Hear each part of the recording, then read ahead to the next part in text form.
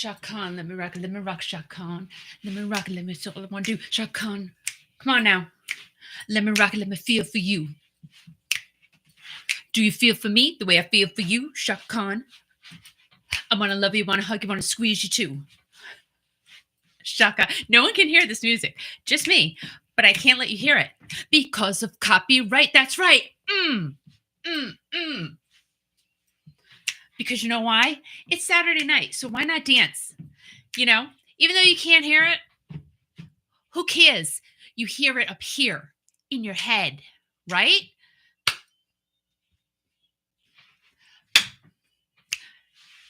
I'm not going to sing because, you know, I feel like I can't. I can't. Like, I can sing a little bit, and it's not even singing. I can dance, though. Do you dance like this? Like, do you smile when you dance? Do you look like a goofball? Who cares if you do? Because you know why? You're never going to see those people again. That's what I always say. Wait a minute. I feel for you. Come on now. Oh, my earbud. Love you. I feel for you. That's right. I think I love you. Okay, that's enough. That's absolutely enough. It's a great song, though. Like that is. Oh, look at the guy dancing. He's like he's. I swear, that's what he's doing. I can't do that. Hi. I get turned off now because YouTube can hear it. And if YouTube hears it, I'm in trouble. Think I'm in trouble. Remember that song by Lindsey Buckingham? Okay, I'm going to put this over here. I'm going to move my chair over here. Now I'm exhausted. I don't know how these guys do their concerts outside in the heat. Like, how is that working out? How do they do that? I'm like here in an air conditioned studio. I'm out of breath after 30 seconds. Those guys are out there for what? 2.5, 3 hours? I can't. God bless them. That's what I get. Hugs and kisses to all of them. Ladies too. All right. So Deej, what's going on? You're here. That's freaking awesome. Like, how great is that? And Cindy, I like how you spelled Kiki. That's Keke. I love it. And Nancy, hi. And you know what? Whoever else joins in, let's go. Oh my God. Oh, there's two Cindys, Cindy H and Cindy P. Did you know that? There were two Cindys. Come on now, everybody. Let's go. So, yes, hi. What is going on? I know, Deej. You were first this time, and we have to say congratulatory blessings to you. So thank you for doing that. Let me get my water. So let me explain to you. I have water. You know, I haven't had Prosecco with you guys in quite some time, but let's do a cheers. So cheersies. Cheersy, where'sies? Cheers. This has strawberries in it though, and it's strawberry water, really good. And so last night I had Prosecco. You did. And so you had more than one Prosecco. I did. I had two. Let me just push this back just a little smidgy. All right. So I had gone to Boston for the day with my best buddy Michelle and her sister Paula because Michelle's son's getting married really soon in September. She needs a gown. So we're like, let's go. Let's do this. And we figured, well, all right, before I get into the Boston story, but we figured Boston would be a great place to go to look for a formal gown. Anyway, we'll get into that in a minute. Wow. So we were in traffic for 3 hours on the way home, and we were all scratching our heads. Like, why is there so much traffic going back? And then Al's like, Metallica is at Gillette Stadium. And I said, but why would that affect us going back to Providence? And he said, well, because people are coming from all different directions. And I said, okay, so that makes sense. We were in traffic for a really long time. I'm serious. It was like 3 hours. There was like a big glut. So we got back and Paula picked up a pizza in Johnston. She ordered it. We were an hour late. getting the pizza. I said, your pizza is going to be cold and slimy, but they kept it nice for her.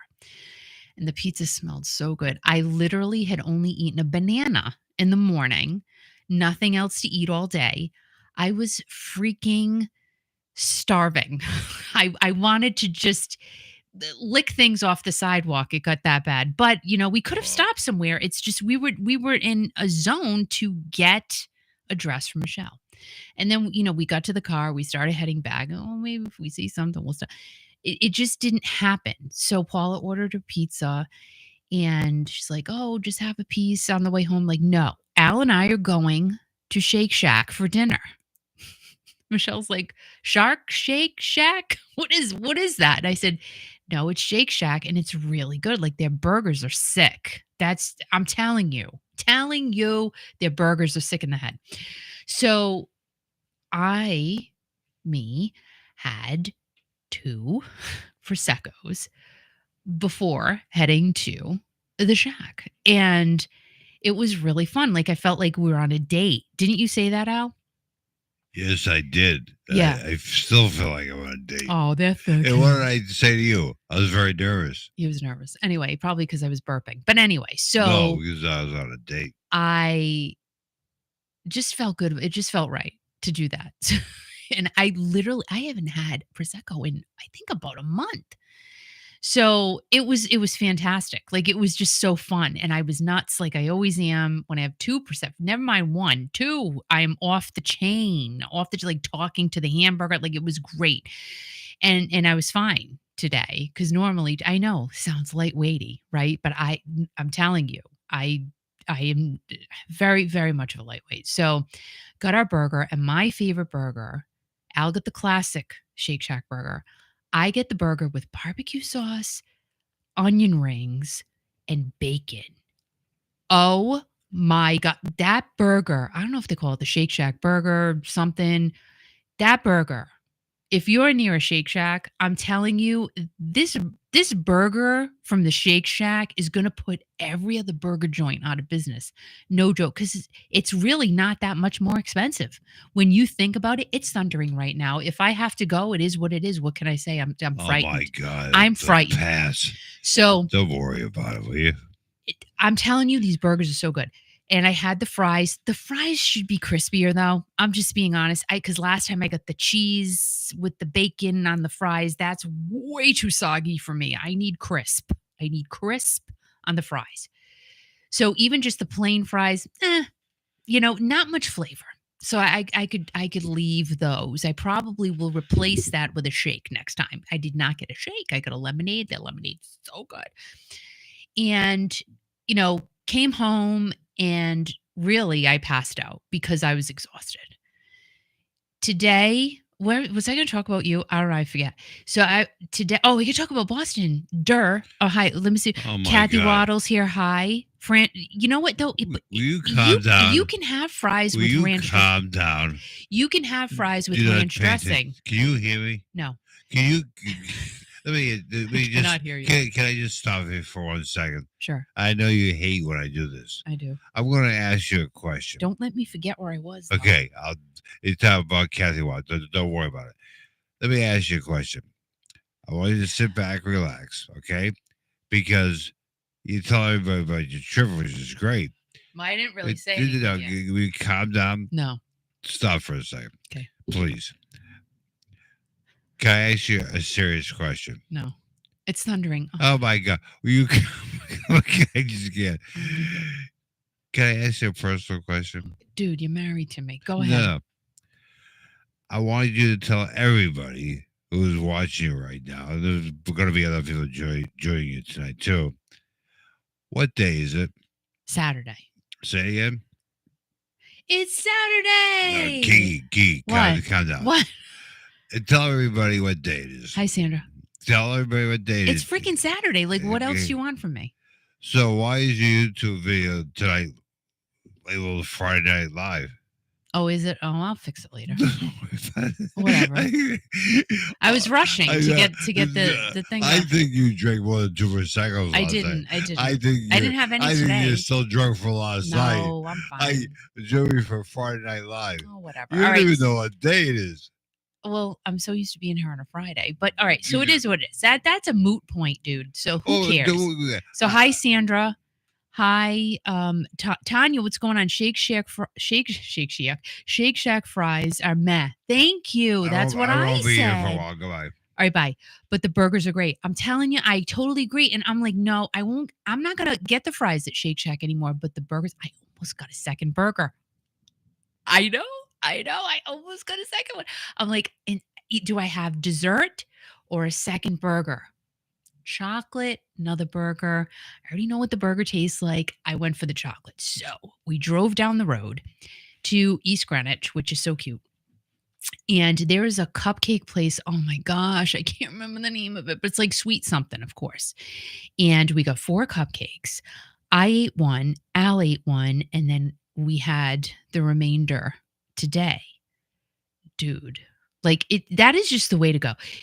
Ordering dessert in a restaurant now, it's too expensive. You got to do things that way. And I have to say, like, the Shake Shack date was great to me.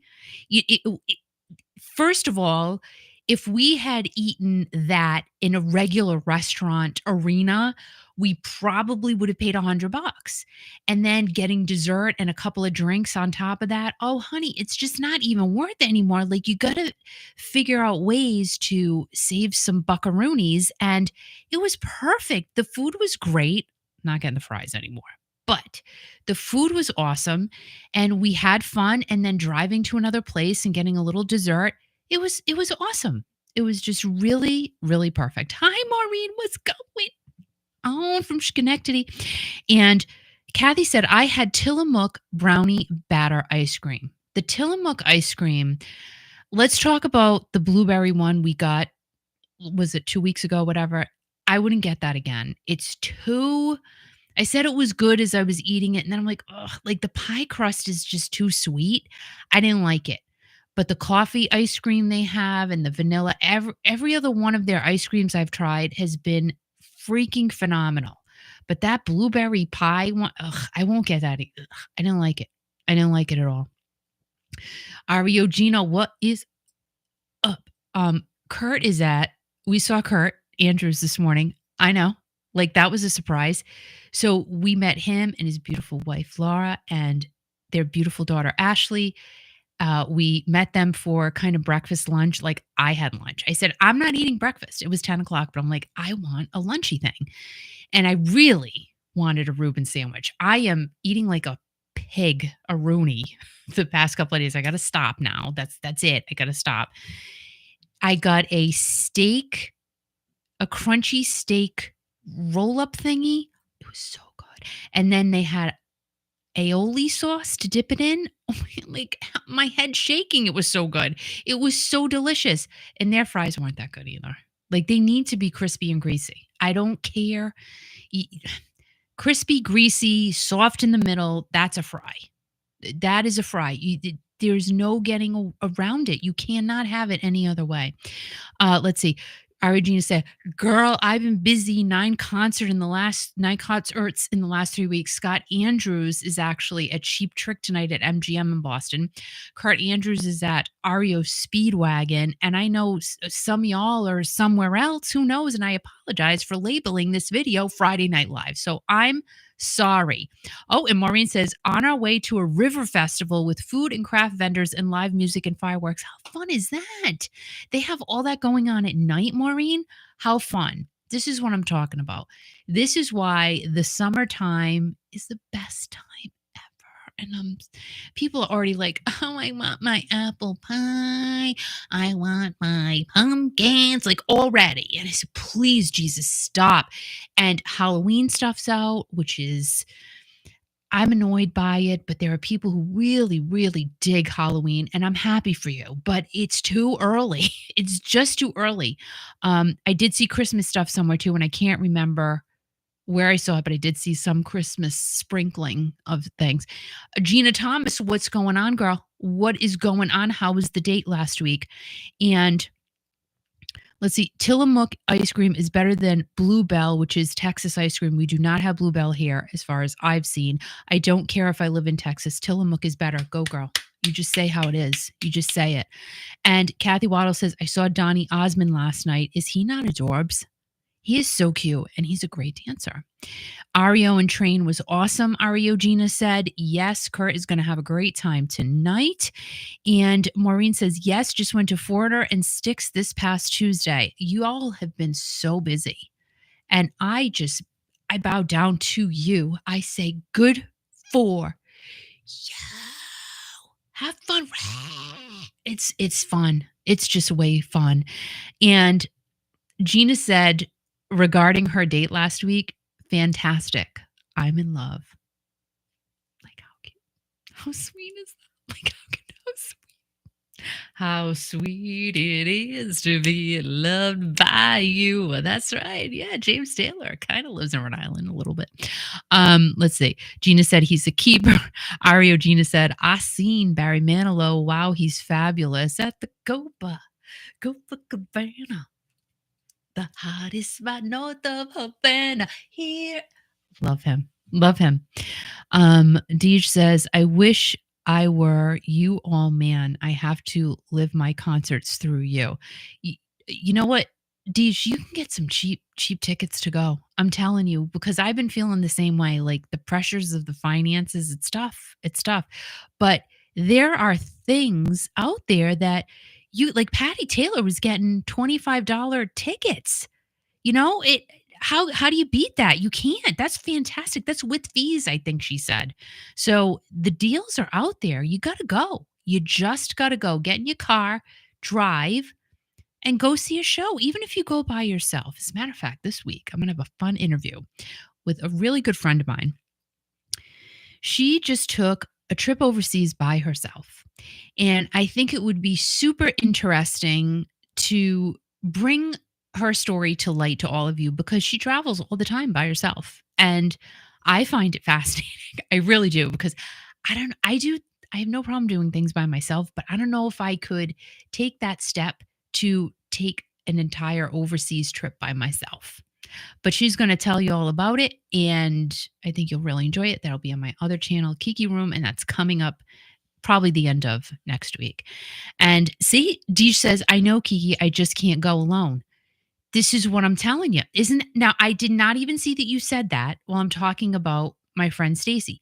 So Stacy I think her story is important. I really do, because there's so many of us that are living alone, or, maybe just have a fear of doing anything by ourselves. But you got to step outside of that box, because our window, all of our windows are closing really slowly. And if there's something in your head that you're saying, I really wish I could do that, I want to do that, and you can't, like if you're capable of doing it, but you're by yourself, you got to do it. You got to just go and do it. Like, I really want to go to Italy, but honey, that costs cash. So that's a different story. Eventually I'll get there. But things like this, going to concerts. She goes to concerts by herself all the time too. We'll talk about that. Like the girl just doesn't care. She does not care. She will have fun in a paper bag by herself and still be laughing. Like it's funny. You'll love her. But anyway, so that'll be coming up. Let's see. What is my Donny Osmond ticket was $25. You cannot beat that. You really can't. I think it's amazing. And let's see. Kathy Waddle said, I was supposed to be in the balcony. Did I sit in the balcony? No. LOL. That's funny. And Maureen says, yes, been to a lot of concerts this summer so far. Next week, going to see Doobie Brothers and Steve Winwood. That is fantastic. Steve Winwood, I would think, is going to be great. And let's see. Was it expensive? The trip to Italy, I'm guessing you're talking about, Sandra. You know what? That's a great question for her. So maybe I'll ask her that. We haven't talked about that. And honestly, she sent us a lot of pictures, but I'm like, keep it, because I want to talk to you about it so you can share all of that information with them. So I don't really want to know anything until I talk to her. So then all of you can kind of, get that information as well. And Dee says, I won't say that, but yeah, I get it, hon. I do. Trust me. I flew to Columbus and drove to West Virginia alone in April to see Journey and Toto. Good for, I mean, it's great. It really is. Da, da, da. Had tickets for Aerosmith, but I know we're going to be talking about them. It's crazy. I did hear about Aerosmith, and yes, I will be talking about Aerosmith tonight. Yeah. Yeah. Oh, Gina, thank you so much. Oh my gosh. Like, dude, thank you. Can I just say thank you? Thank you, thank you, thank you. Right into the radio station. Right into the radio station. Oh my goodness, you have no idea. Thank you so much. We really, really appreciate your support, Gina. Thank you. Thank you. Thank you. So let me tell you about Boston. So we went to, try to find Michelle a dress. Now the crazy thing is Paula got her dress. Now she's not in the wedding party, but she will, she's an important guest at the wedding. She's Nick's aunt. And I got my dress. I will be officiating the wedding, which is so exciting for me. I'm very excited. And, of course, I'll be a guest. Michelle didn't get her dress. So she's like, it figures. You guys got your dresses. I didn't get my dress. She will get something. She did try something on that was super beautiful. It would have to be altered. But I don't know. That gown looked beautiful on her. And it was just, when you see something, you're like, that's you. That is you. That dress was her completely 1,000,000,000%. But, she still wants to look around. I think we're going to go somewhere else this week and check out some things. But Boston was very interesting. We went to Newbury Street. Now, if any of you are familiar with Boston, Newbury Street has a lot of boutiques. I mean, Chanel's on that street. Where else do we go in? Valentino, a lot of those types of stores. But then there are also some like smaller boutique-y things. But what we did first was we went to TJ Maxx and we went to Nordstrom Rack. Now, y'all know that TJ Maxx is a discount store just like Nordstrom Rack. TJ Maxx, we go in, we're like, oh, it's 3 floors. Oh my gosh, they're going to have great stuff. Da da da. The TJ Maxx, first of all, very clean. That wasn't a problem. There was nothing there. Like there was barely any inventory. And dresses, no formal dresses, like at all. At all. And the dress section, so tiny. Now, the TJ Maxx near me in Warwick, Rhode Island, my daughter-in-law's mom got her dress for Kendra's wedding at TJ Maxx a year before the wedding. Gorgeous. It was I think she said it was like a $1,200 gown that was still on the website of the designer. And she got it for like $150 at TJ Maxx. Nothing was wrong with it. So our TJ Maxx, we can really get some great designer deals. So we're thinking, Boston, hello, like we're going to have great options to choose from there. When I tell you, everything was just casual, nothing formal, and just casual, and not a lot to choose from. So, okay, all right, this was the first stop. Let's go to Nordstrom Rack. And in between, we're stopping in a couple of stores here and there. That didn't work out. We get to Nordstrom Rack. Now, you're thinking, again, Nordstrom Rack, Boston.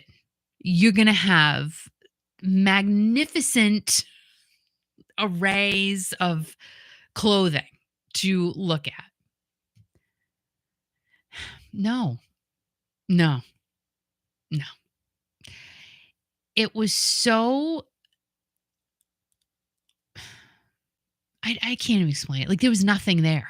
There was just nothing there. Again, casual, nothing. Okay, so let's get out of here. Let's drive to, where do we go? Braintree. Did we go to Braintree Mall? I don't know. I think it was Braintree Mall. We go there. Now, at the end, when you drive in, there's a Lord and Taylor. And I'm like, oh, they got to have something. Michelle's like, they're closed and they've been closed for years. I'm like, really? Closed, done, still sitting there, Lord and Taylor sign on the outside. Just crazy. We go to the Nordstrom at this mall thinking, well, it's Nordstrom. Nordstrom's high end. It's Nordstrom. You got to find something there. Oh boy. So, I mean, at least they had a few things and Michelle tried on a couple of things. It was nothing to say, wow. But however, that's where Paula got her dress. And her dress is beautiful. Her gown is beautiful. But it's not all of the detail in Paula's gown is at the bottom of the gown. Like it's beautiful. Michelle needs to have bling. She needs to make a statement because that's Michelle. If you knew Michelle, you would know exactly what I'm talking about. She needs to have that. What I kept saying pop because Michelle has such a vibrant personality. She's a beautiful person and she needs to shine like she should, right? If that makes any sense. But you know, I know what I mean. I know what I mean. And we just weren't finding that. So at least Nordstrom had a few things, but not really. So then we walk into the mall. Mall's like dead, right? There's nothing going on. Tons of stores are closed inside the mall. And there are these videos on YouTube, abandoned malls or nearly dead malls. You got to go watch them. That's like what this mall was. It was really crazy. I haven't been to a mall in I don't even know. See, that's the problem. I haven't been to a mall in a really long time. So we go to this gown boutique. It's called like I don't know. It was like a take on the name of Beyonce. It was like Bella Yonce or something like that. It was they were trying to go off Beyonce's name, but it was really goofy. But that's where Michelle saw the beautiful gown that really suited her and was the pop that she needed. But we actually found it a couple $100 cheaper online, same exact gown. So I don't know. Michelle's got several things getting ordered and stuff like that. So that was where we found that gown. But we said, let's go to Macy's. Macy's was down at the end of the mall. And Macy's had a great selection.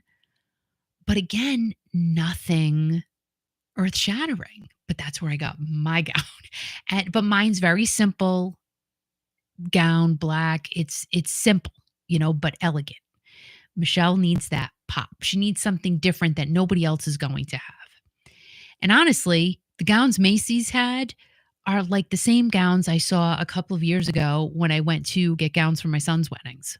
So it wasn't, they did have some pretty things. I will say Macy's had the best gown selection, but I don't know what's happening with the formal wear in our world right now. If you need to go to a formal event, I highly suggest you start looking way in advance because the stores really aren't cutting it. They don't have the inventory. It's bizarre. I mean, it was really an eye opener yesterday. And the fact that we couldn't get anything on Newbury Street in Boston really blew our mind. It blew our minds. We're going, there should be something we should be able to get. We go into Valentino, just nothing was going to be purchased in Valentino, but just for kicks and giggles, let's see what they got. He goes, well, how about this? It was like a pink 2-piece suit that you would wear to an Easter brunch or something. It was probably $25,000. They had nothing.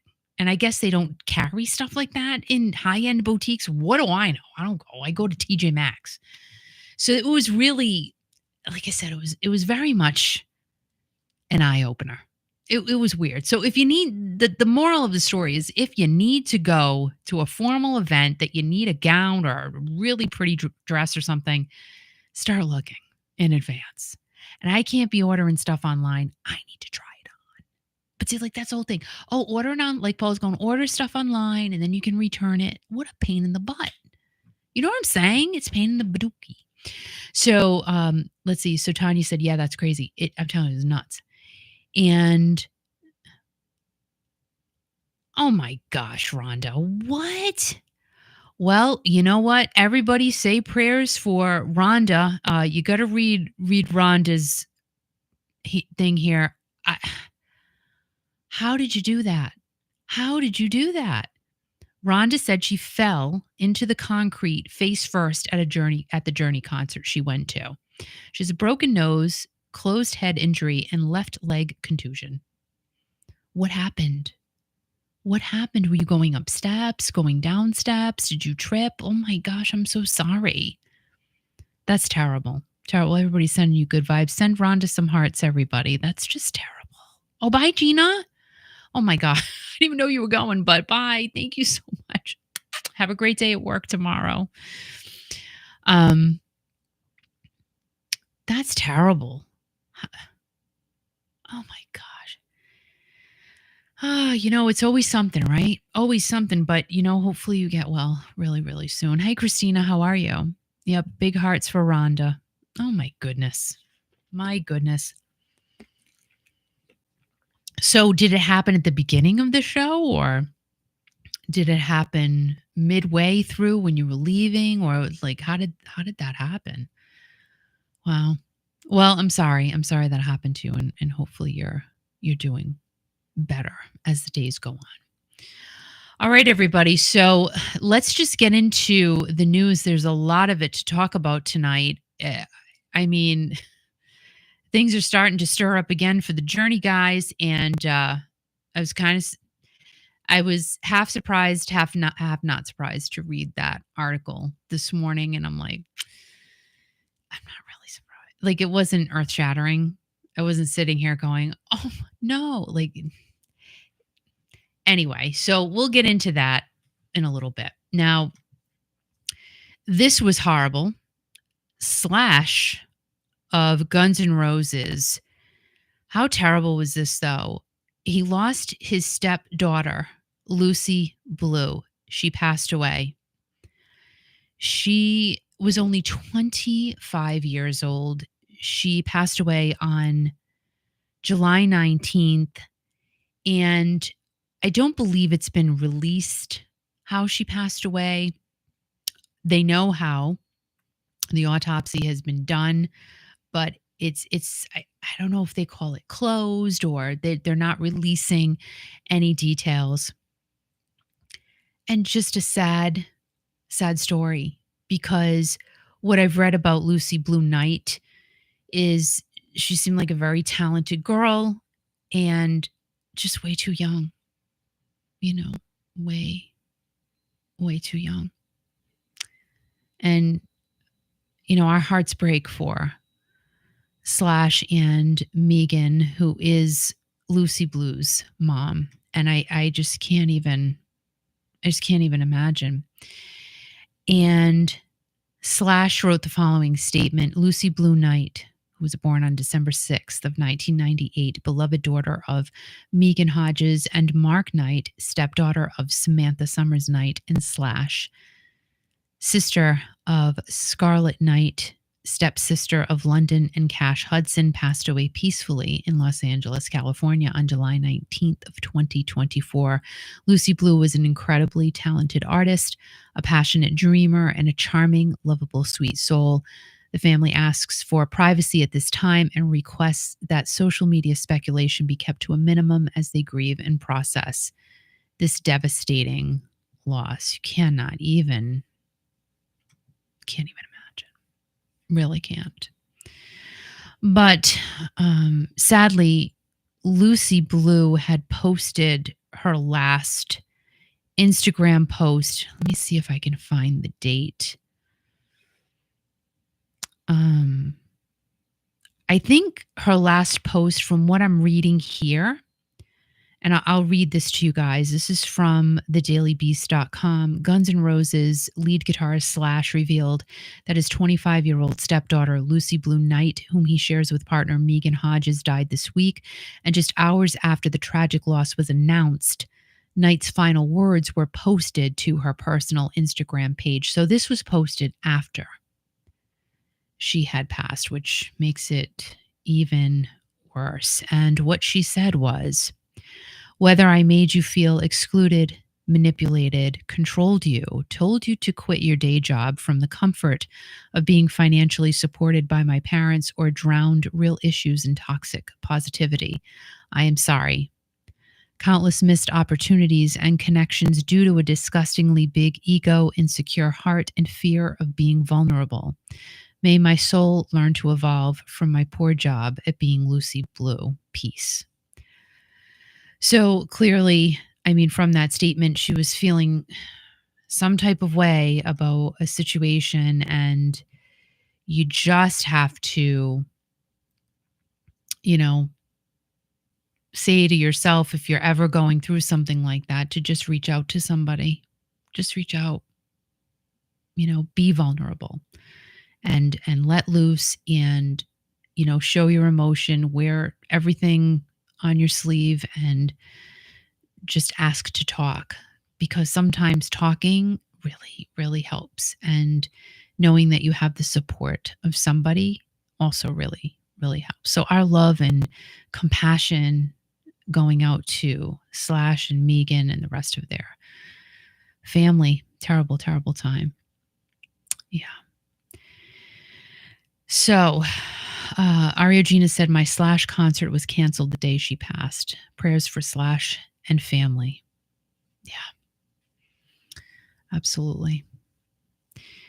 And moving on to OJ Simpson news, this is, it's good. I think that this story is just going to last a lifetime. I really do. And this is from NBC News. Ron Goldman's father files claim against OJ Simpson estate, seeking $117 million.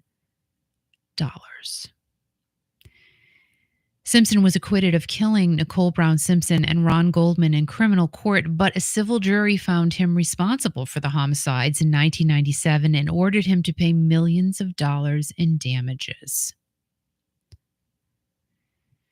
And this happened, July 29th. Ron Goldman's father filed a creditor's claim against the Simpson estate, seeking $117 million.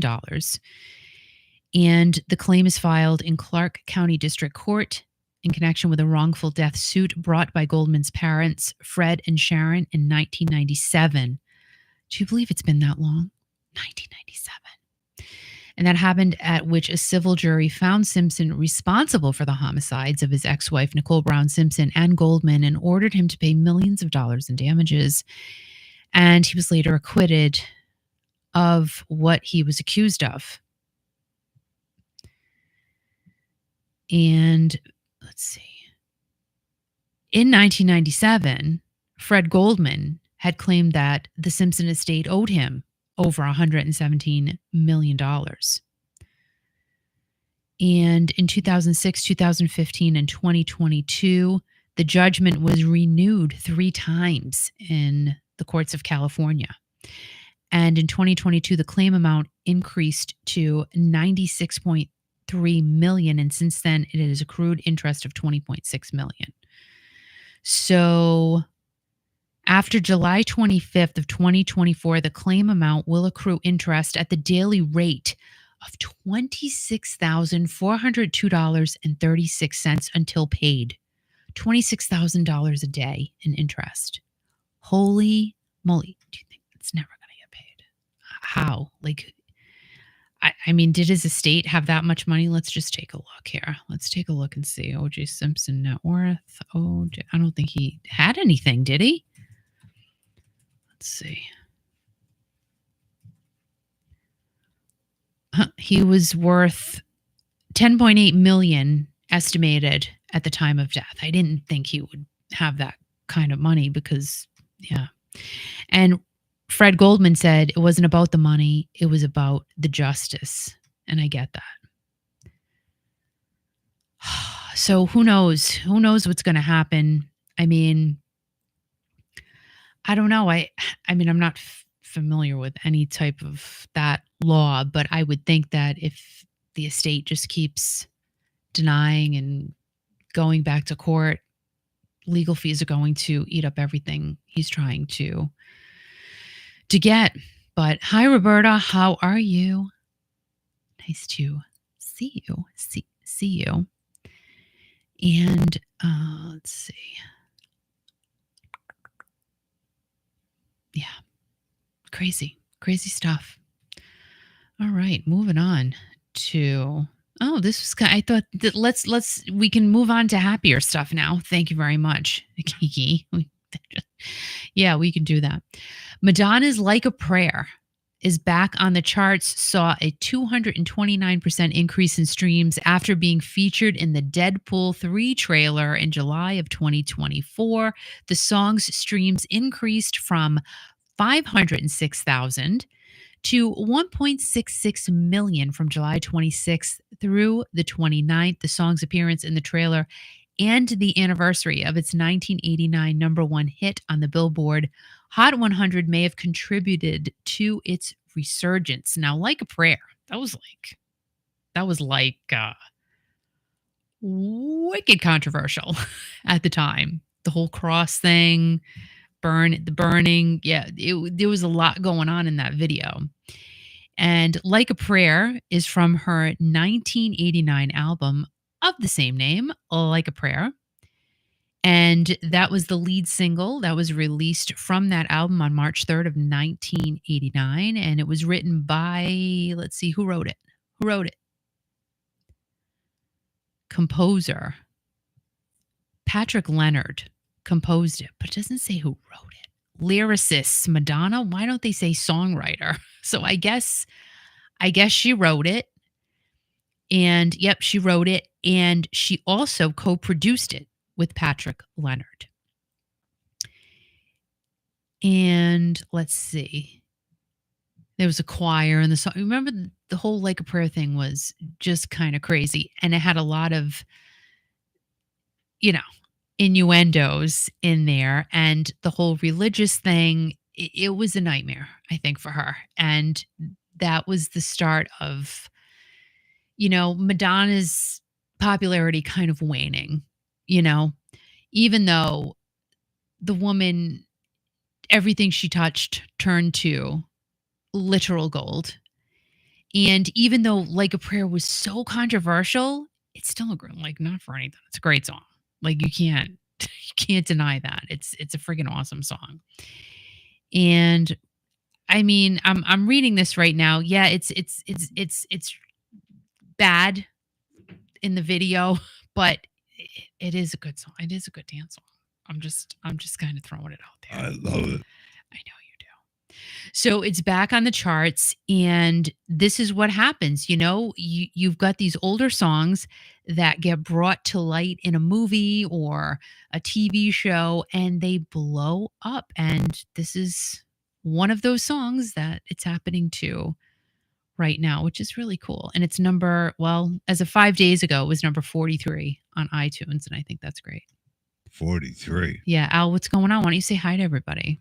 Hi, everybody. Yeah, they're all excited. Why are they all excited? Because you're, Because I'm what? Because you're here.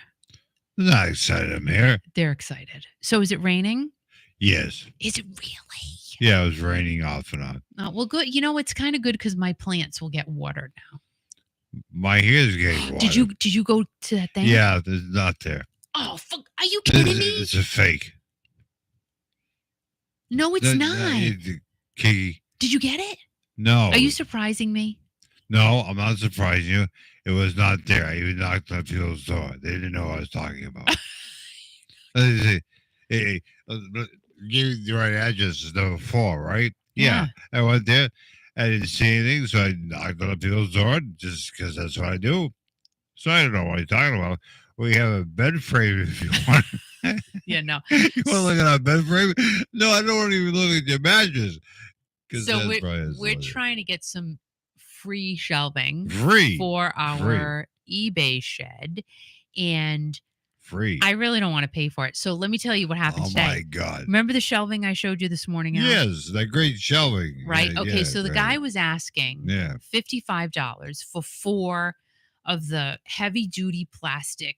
I can drive 55. Yes. 5-tier shelves, and that's a good deal. Okay. So I messaged him. Didn't hear anything back. Yeah. He changed the price. To what? To $140. Oh my God. So I said, fuck you. Fuck you. And shelving is expensive. To go to the store and buy it, I'm like, I don't need it brand new. I can just get it used on Facebook Marketplace, but nobody's selling just like formal gowns. Like you can't get them. It's impossible. I've been looking for formal gowns for 6 months. I can't find anything. So I see Radio's here. He was here earlier, right? Radio who? Radio. You want to know if your cup was big enough? What? Howard was here earlier. He was? Yeah, he did. Yeah, he Oh, was I there. was probably reading a story. I didn't. Hi, Oh, hi, Howard. Bye, I Howard. maybe I don't know if he's still here. Sorry. Sorry. I love you, Howard. Listen, So it's what? all right. So What? is he here? Because why don't I you don't know. call him? I'm not gonna call You him. have to. Why? No, you Oh have my to. God, Kiki. Call him. Oh my God, people are excited just to hear my voice. Do it. You are cranky tonight. No, I'm not. I'm happy. You told me what to do. Do it. No, Kiki. Yeah, do it while I talk to Tanya. No, Kiki. What? Just hear yourself. What did you just say? Call him, Please. please. Thank you. I always say that to you. I'm like, say please, and you never say please. All right. So Tanya, let's see. And the bassist on do it. And the bassist on Like a Prayer, Guy Pratt, is a legendary session dude. He was also on Patrick Leonard's side project, Toy Matinee. Check out the album; it's so good. Listen to you. Listen to you. Shelve it for later. No. Oh, get it? I get it because I want shelving. Howard, you're just so funny. Oh, he is here. All right, good. Well, Al's calling you right now. Answer your phone. That's so cool, Tanya. I like that information. See, look at everybody saying hi now. That's so funny. I miss you too, Roberta. I miss you, but I'm going to see you in a couple of weeks. That's cute. And like I said, we saw Kurt Andrews this morning and his family. That was really fun. And I got to stop eating now. Can I just tell you that? And the other day I made focaccia bread. Oh, it came so good. And I had gotten a while ago dipping oil. And you know when you go to a restaurant and they give you really good dipping oil? It's all about the herbs inside of the oil, like that are sitting at the bottom. This stuff tastes just like that. So good. Tastes like what? Just tastes good. Mr. Radio, do you like to eat? Oh, yeah. I'm working tonight, guys. I'm working. Are you really? Oh, yeah. Putting the Halloween stuff out. Oh, God. Come on. Oh, my God. We got the greatest stuff this year. Well, oh, my God. All right. Unbelievable. What's the good word? Like, what's the best thing that you've seen so far? I mean, it's all the skeleton, the skeletons, the pumpkins are out, the fall stuff is out. I mean, you would think it's the middle of September going into October. That's annoying. I'm sorry. I just it's just August. You know what I mean? Yeah, but the thing is, you got to get it out early. So that's 2 months now. So now we got Halloween. There's still more Halloween coming in. And then we should have Christmas should be coming in another 3 weeks. Well, that's the key. You have to get it out early, don't you? Yeah, and you got to get it early. Otherwise, you don't get the good stuff. I mean, we got a lot of good. They did a really amazing job this year. But you got to get it out early. Yeah, exactly. Yeah. You're good at getting out early, aren't you? Oh, yeah. Yeah.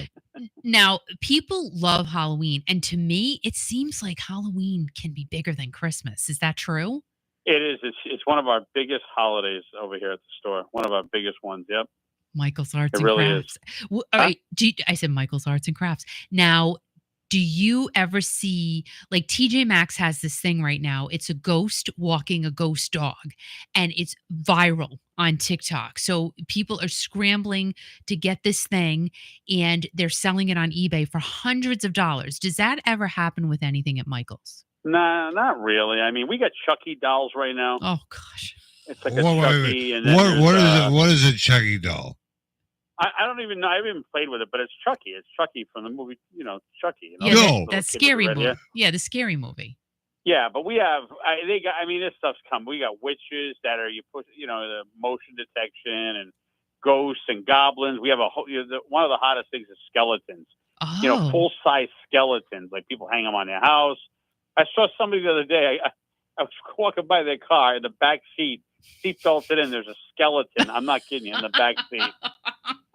I mean, I guess you could kind of use it going up to Boston, and you're going. They get that toll up there where you got to have the second person in the passenger seat. That's crazy. I would think you'd have to put a hat on it, though, at least. Well, yeah, but they're hip to that, though. They bust people all the time. But oh yeah, like the thing, it's the weirdest thing. Like we have like Gothic type stuff, like dark, black type stuff. Then there's a white like winter you have silver, and then you have the Christmas in the red. It's all different things. Like it's amazing the different setups and themes that we have. You know what I mean? Yeah. Yeah. I mean, Then there's the Lemax Village, all the villages. People buy the houses and create their villages. But you want to get we have a spine candle holder. what? It looks like a spine. Ew. That's weird. It's pretty incredible. The collection that's here is just insane. Like it's actually better than the other arts and crafts store. There's not many, but I can tell you that right now. It's really, really good. But you got to get it now because I'm seeing it go through the registers now. Like all day, people are buying it today. We're busy today. Yeah, People are already grabbing it, and it's not even on sale yet.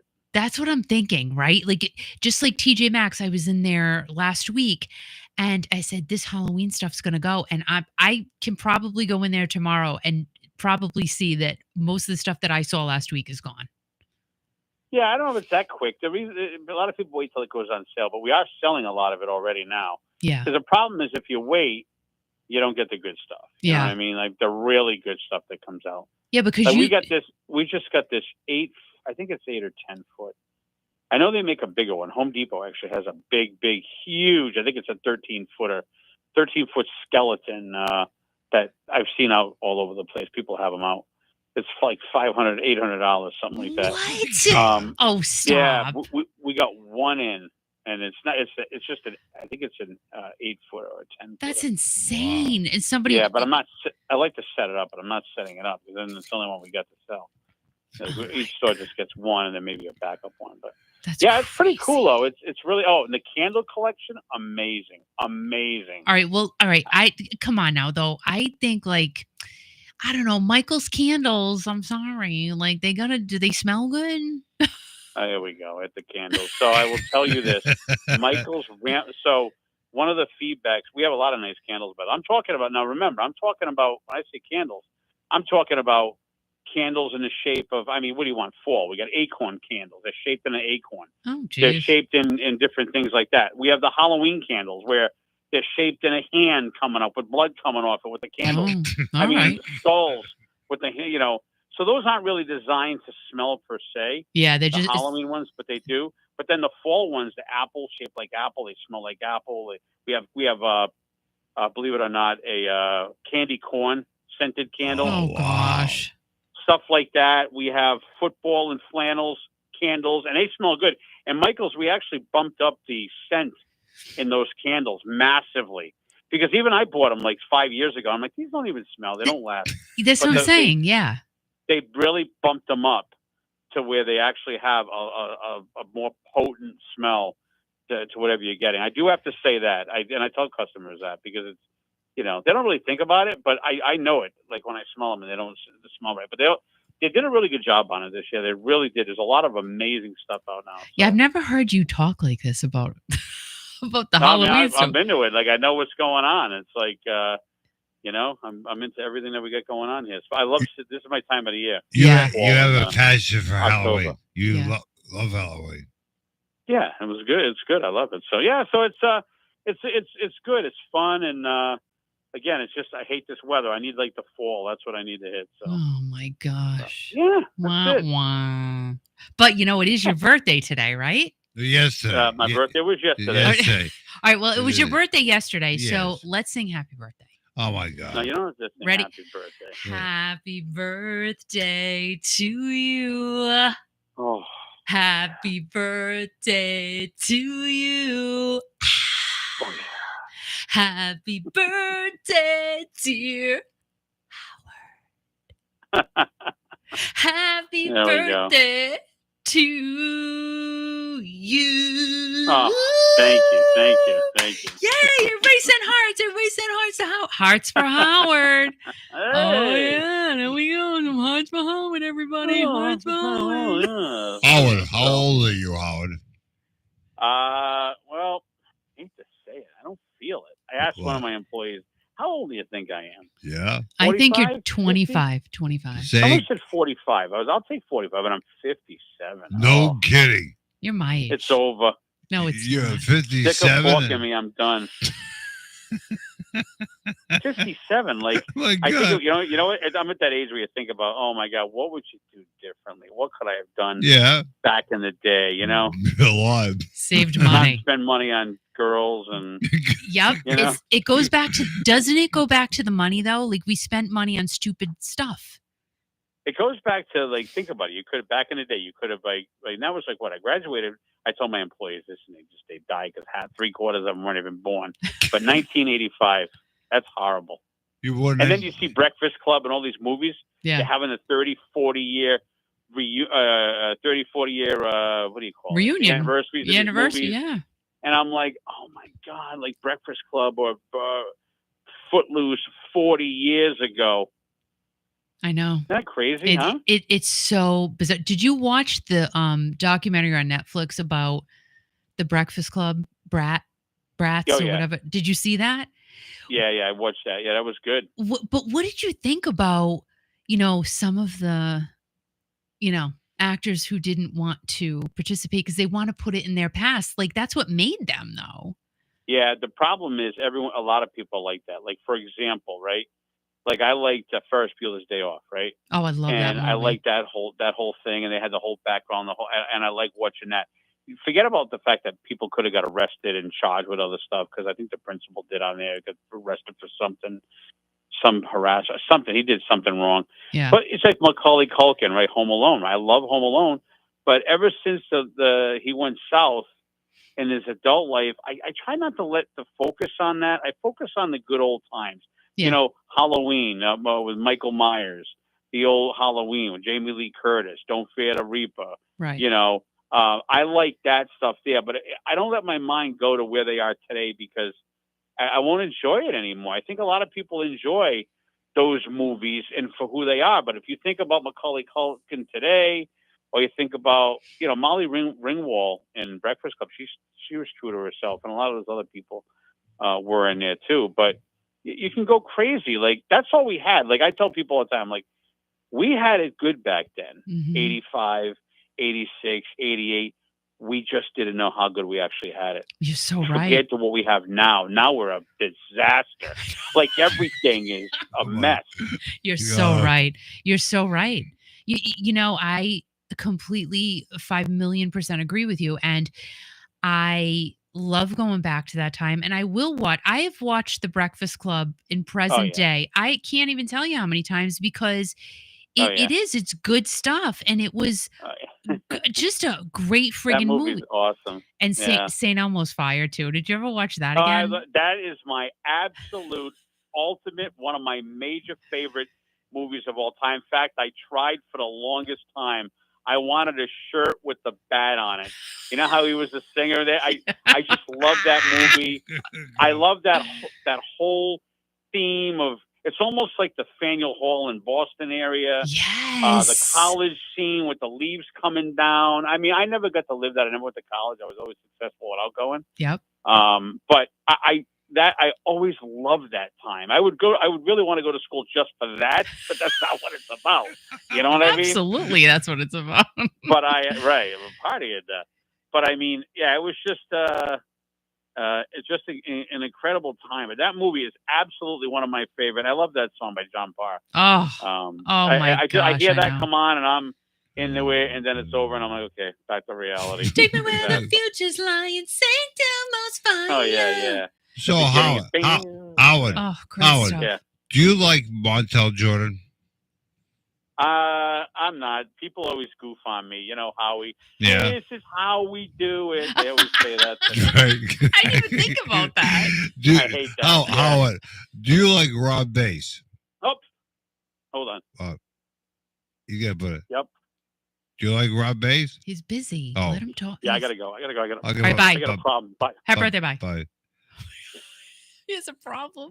No, What do you mean he has a problem? No, I was gonna give him some concert tickets for his birthday, but that's fine. He gave up the opportunity. Well, you know what? You can give them to him when we come back on.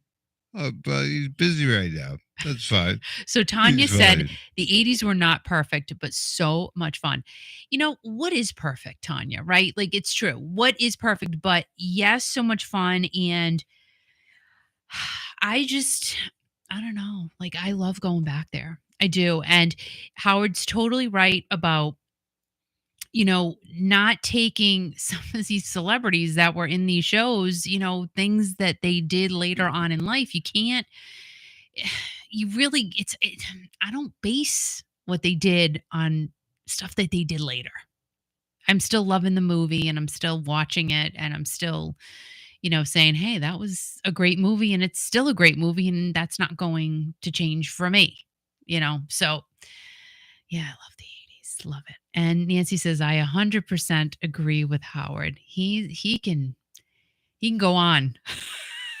He can go on and on and on. It's true. Everything's such a disaster right now. It's like, the 80s are looking better and better. And if we could just hop in that time machine and maybe go over there, probably be a lot better off. Don't you think? Just saying. So let's talk about Sir Rod Stewart for just a second. Rod Stewart. My goodness. So this is from people.com. He says that he knows his days are numbered at 79 years old, but he still drinks after every show. Well, good for you, Rod, Sir Rod. I mean, I couldn't do that. I mean, but again, I'm not performing. And I'm not Rod Stewart. I don't want to be Rod. He's a man. Like, I'm a girl. I want to be a girl. He says, I'm going to be enjoying myself for these last few years as much as I can. He just did a brand new interview with People magazine. You don't see a lot of interviews from Rod Stewart, but he said that, he actually did the interview with The Sun, not People. He said that I'm aware my days are numbered, but I've got no fear. He's in the middle of his Las Vegas residency and he's scheduled to tour the world through February of 2025. We all got to pass on at some point, so we are all in the same basket. Or should he have said casket? That's terrible. That is just not nice. But he also said, I'm going to be enjoying myself for these last few years as much as I can. I say few. Probably another 15. I can do that easy, mate. Easy. Like, how do you know? How do you know how much longer you're going to be here? We don't. Tomorrow is not given. Today's not given. We just don't know. But he says that he doesn't party as hard as he once did. And he said, nowadays I have to protect my voice before and after every show. Absolutely. The older you get, the more you have to do that. Water has a hell of a lot to do with it, but no, you think I just have water on my rider? At the end of the day, Rod Stewart still likes to go out and have a good time. And he said, you're talking to Rod Stewart here, mate. We go mad after every show. There are 13 of us, 6 women, really great musicians, and I make them drink. We absolutely love it. I can't. That is so funny. And he says, I'm just enjoying the moment. I will continue to do so. I'm pretty sure if I said I wanted to come back, they would have me, but there is plenty of time for that. I absolutely love the place. And I guess he was talking about Vegas. Yeah. I mean, how do you not love performing in Vegas? So Rod Stewart, again, him, the Rolling Stones, Sammy Hagar. So Sammy Hagar, this guy can do no wrong. And it sounds like it's just a party at every single one of Sammy's shows. And he's having a blast and everybody's having a blast going to see Sammy. He's just having fun with the fans, That's what it should be all about. Having fun with your fans, having fun on stage, and just doing what you love. And Weezer, this is from stereogum.com. Weezer, they had a box set due to come out, and they canceled the release of that box set due to low sales. So they're going to go back on tour. They're going to have a 30th anniversary run. That's crazy. Where they're going to play the Blue album in full every single night with the Flaming Lips and Dinosaur Jr. No clue who these people are. And they're going to be the openers. I don't know. Do you know who the Flaming Lips are? And Dinosaur Jr. is? I don't. But let's see, the planned box set for their SZNZ EPs from 2022 has been canceled.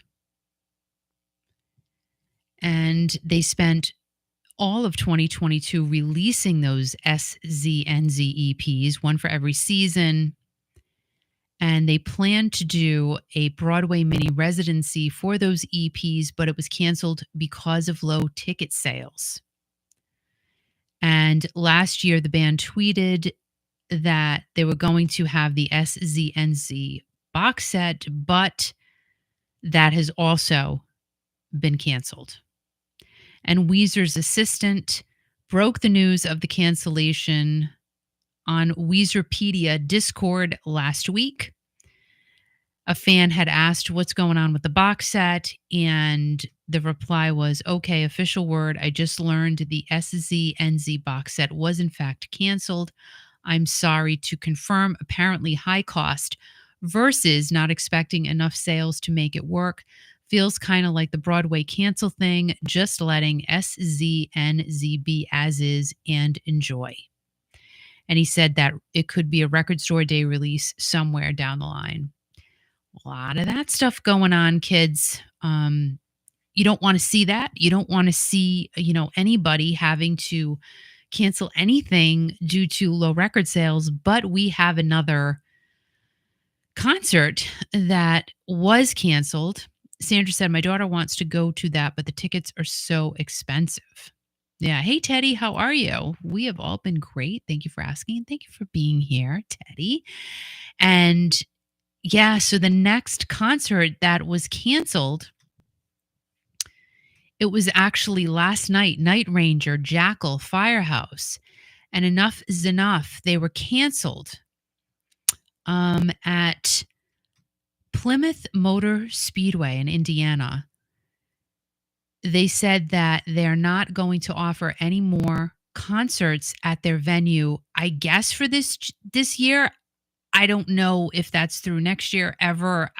I'm thinking that's just for this year, because next week there was going to be a Christian music concert with Toby Mac, 10th Ave North, and Cochran and Company. That was canceled as well. And the reason for the cancellation is low ticket sales. Now, you would think a lineup like Night Ranger, come on, phenomenal show they put on. Jackal, no. Firehouse, great.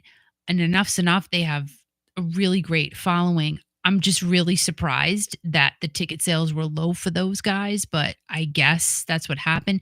Speedway officials, and this is from hometownnewsnow.com, Speedway officials said that they've given it their best shot to provide live music, but have lost money on the events over the past 2 years, and that's really sad.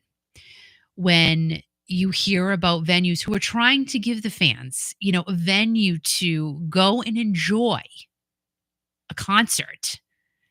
I'm thinking it's open air. I'm not sure. I think so. But it really is sad to hear that they couldn't make it work financially. All of the purchased tickets for those two canceled shows will be refunded, and concert organizers are making it up to those ticket holders by accepting the canceled tickets for entry to an upcoming rock concert on August 30th. And that show features Hairball, an arena rock tribute band. Yeah. So at least they're trying to give something back to fans for the inconvenience besides giving them a refund. And I feel like that's really nice of them to do that, because they're still spending money. They got to pay people to man the venue. They have to open the venue. I'm guessing run concessions. It's still costing them money. So they're really trying to make good on this. And according to a statement from the Speedway last week, they plan to regroup and revisit this concept of future concerts at the Plymouth Motor Speedway. In the meantime, they say auto racing events are still going strong, with several more races to go this season. The next one is the Grand Slam Outlaw Late Model race on August 17th. So I guess car racing is big. Who knew? See, we don't have that in Rhode Island. We don't have a racetrack. So I think the closest thing, did you see me just flip my hair like that? I went like that. The closest speedway I believe we have, I know we have Thompson Motor Speedway in Connecticut, but there's one in New Hampshire because I know Michelle and her boyfriend Keith have been to that one to see races up there. Other than that, I'm not aware of any speedways. That would be kind of a fun thing to do on a Sunday afternoon. That's like a Sunday afternoon thing, right? I used to watch it on TV when there was nothing else on, right? I feel like Evil Knievel's going to pop out any second, but I used to watch all that stuff on TV. Wide World of Sports, the Olympics. I was always glued to the Olympics. So you guys watching the Olympics? Oh my God, Simone Biles, help me. How does she do what she does? But she is, boy, did she turn it around from a couple of years ago. She is incredible. Girl, however you do what you do, oh my gosh, she is so, all these girls in on the gymnastics team, women, I should say, sorry. Amazing talents. I'm just sitting there watching, going, like, they're bouncing, they're flipping, they're turning in midair. I give them so much credit to do what they do. And, they really, I hate to use the phrase, oh, they made the USA proud. Of course they did. But man, they make themselves proud by shining and just showing their talent off to the world. And I just think it takes so much work and effort and love for what they do.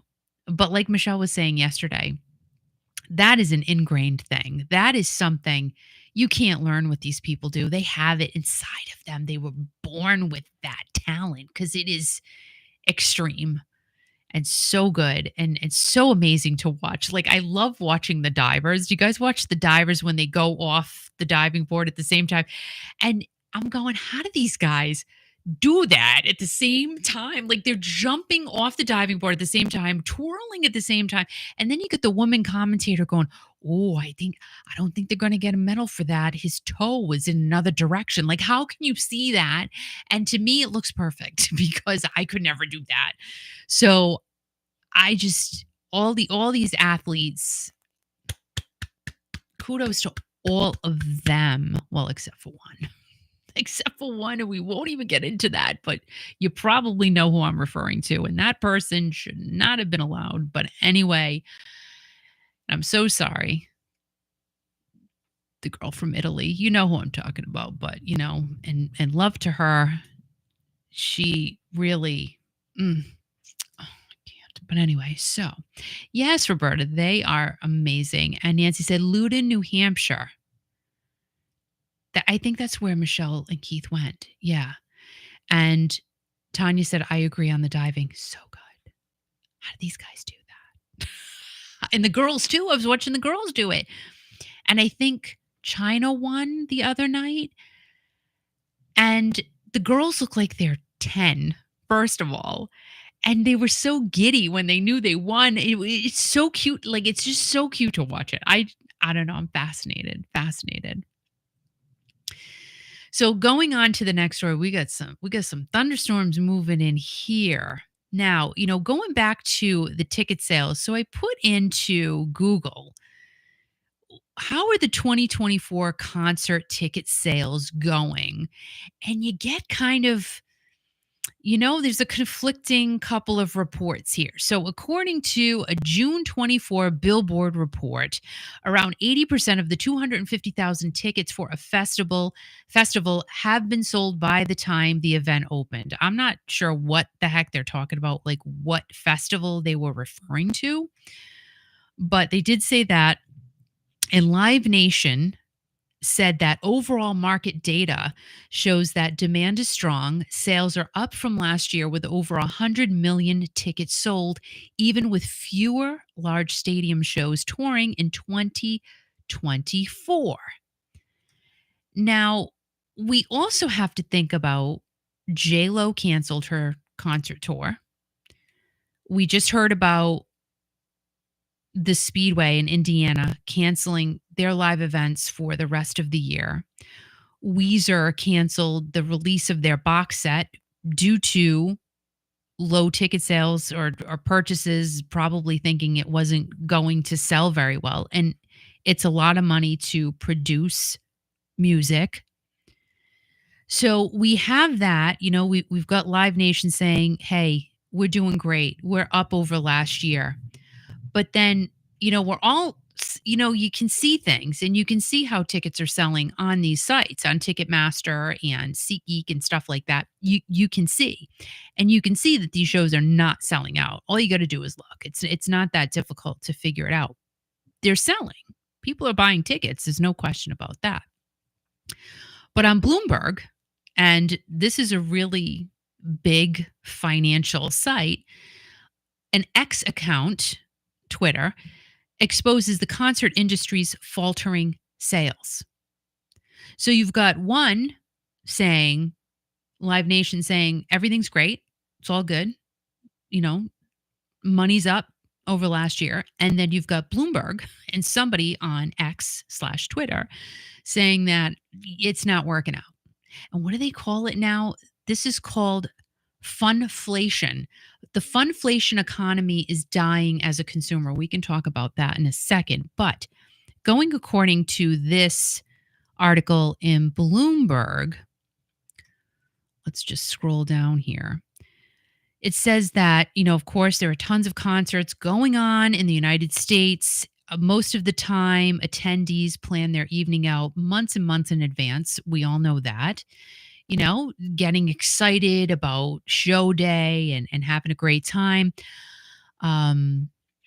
But Tony, who posted this on X, said that he only provided his first name to be used in this Bloomberg article because he worried about retaliation from industry insiders for exposing artists' middling ticket sales, shares his bargain bin finds for concerts and sporting events. And I think that's where, we're talking about the $25 tickets, and it's not a secret. It's not a secret. Everybody knows about these deals. And I guess this is what, he's out there doing. He said you can see Zach Bryan in Ohio for $23. In San Diego, Noah Kahan tickets were slashed by $100. In Phoenix, there were $6 tickets for Vampire Weekend. And something corporate in Brooklyn, tickets were $7. And he says to go to hashtag pays to wait. So take note of that. Hashtag pays to.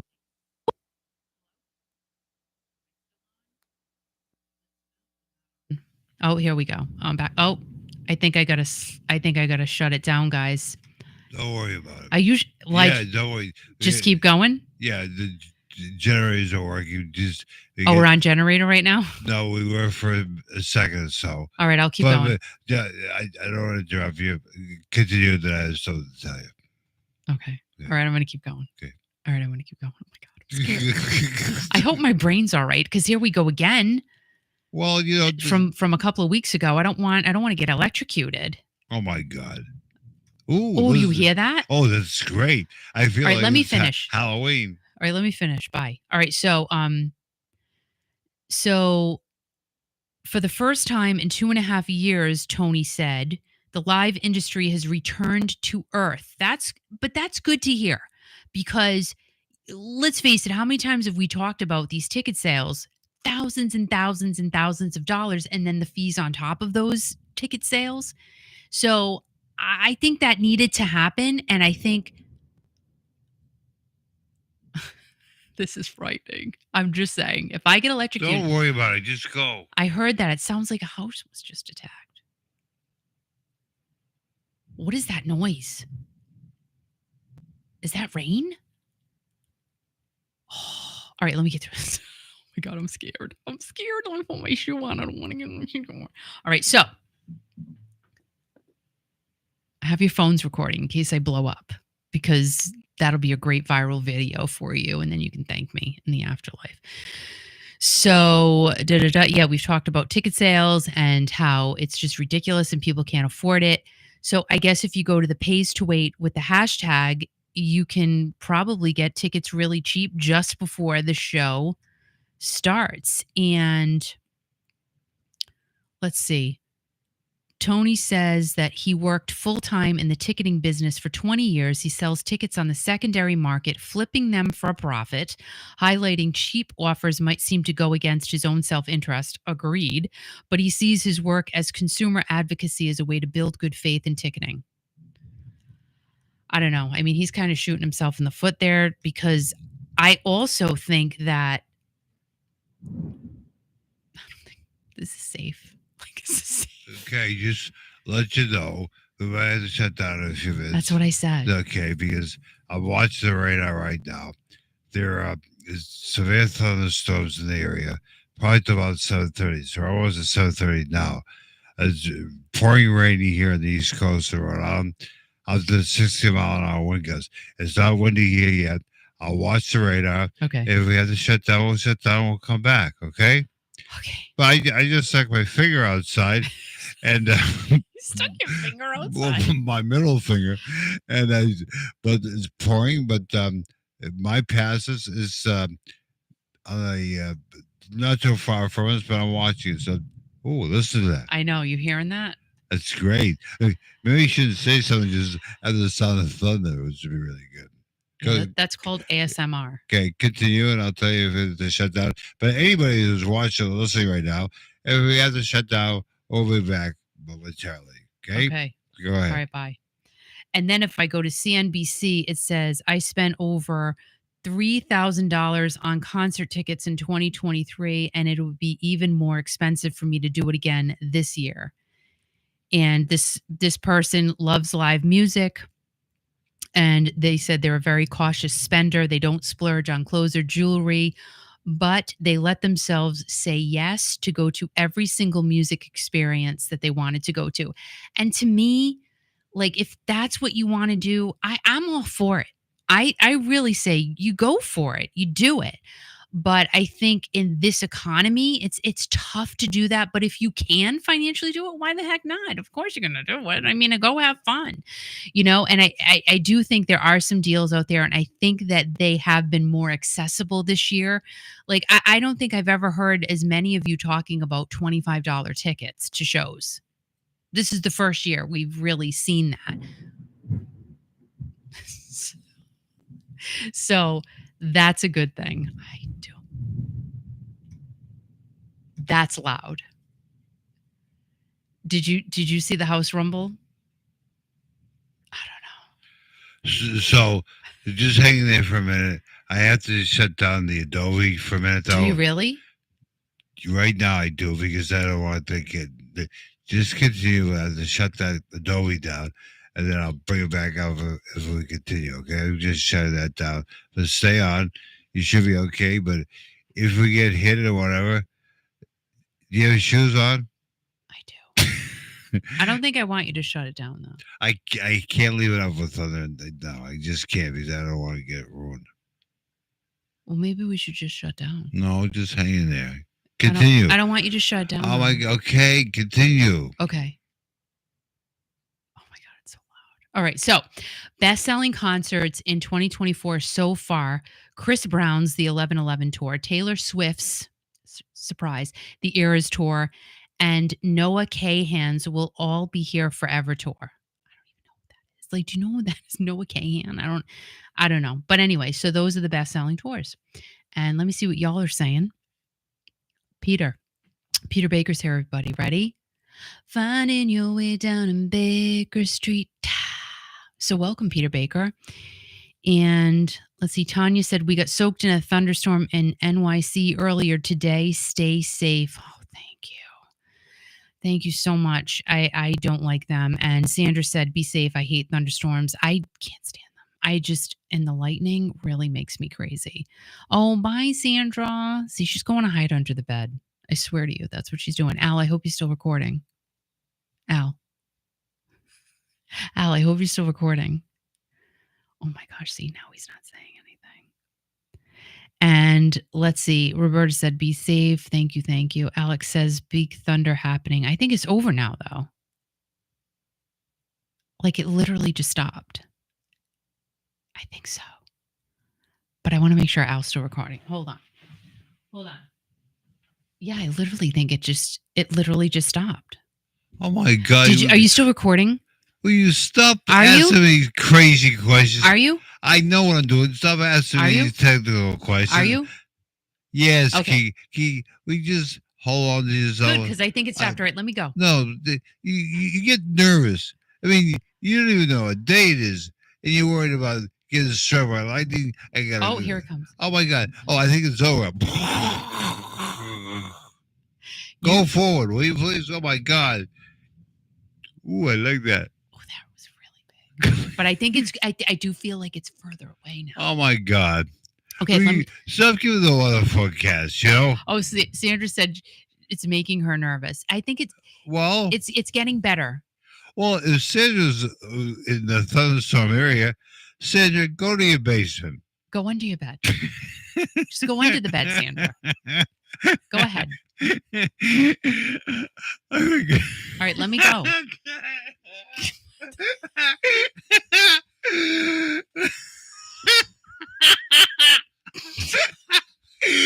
You tell everybody to go into the bed. I'm sorry. Continue. All right, you need to go now. Go. I know. Bye. Go. Jesus God. Ozzy Osbourne. We're just going to keep going forward. Ozzy Osbourne apologizes to Britney Spears for mocking her dance videos. He says, "I'm so sorry." This is from USA Today. And I saw things about this. I didn't read about it. We're reading about it now together. And in an episode of the Osbournes podcast, released last Tuesday, Ozzy, who is 75 years old, apologized to Britney Spears for mocking her dance videos without entirely backing down from his criticism. He says, "Britney, I really owe you an apology."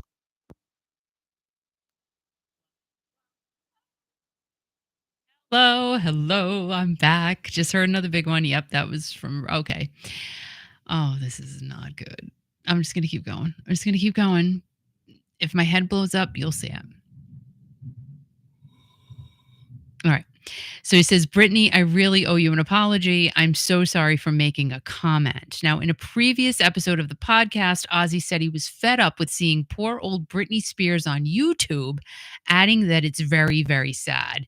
Now, I really don't see Britney on YouTube. I see her on TikTok, though. That happens a lot. She's not really on YouTube. TikTok. Maybe you meant TikTok. And Britney very often shares videos of herself dancing on social media. And she clapped back at the Osbournes on Instagram, calling them the most boring family known to mankind. I did not know this stuff was going on. Did you know?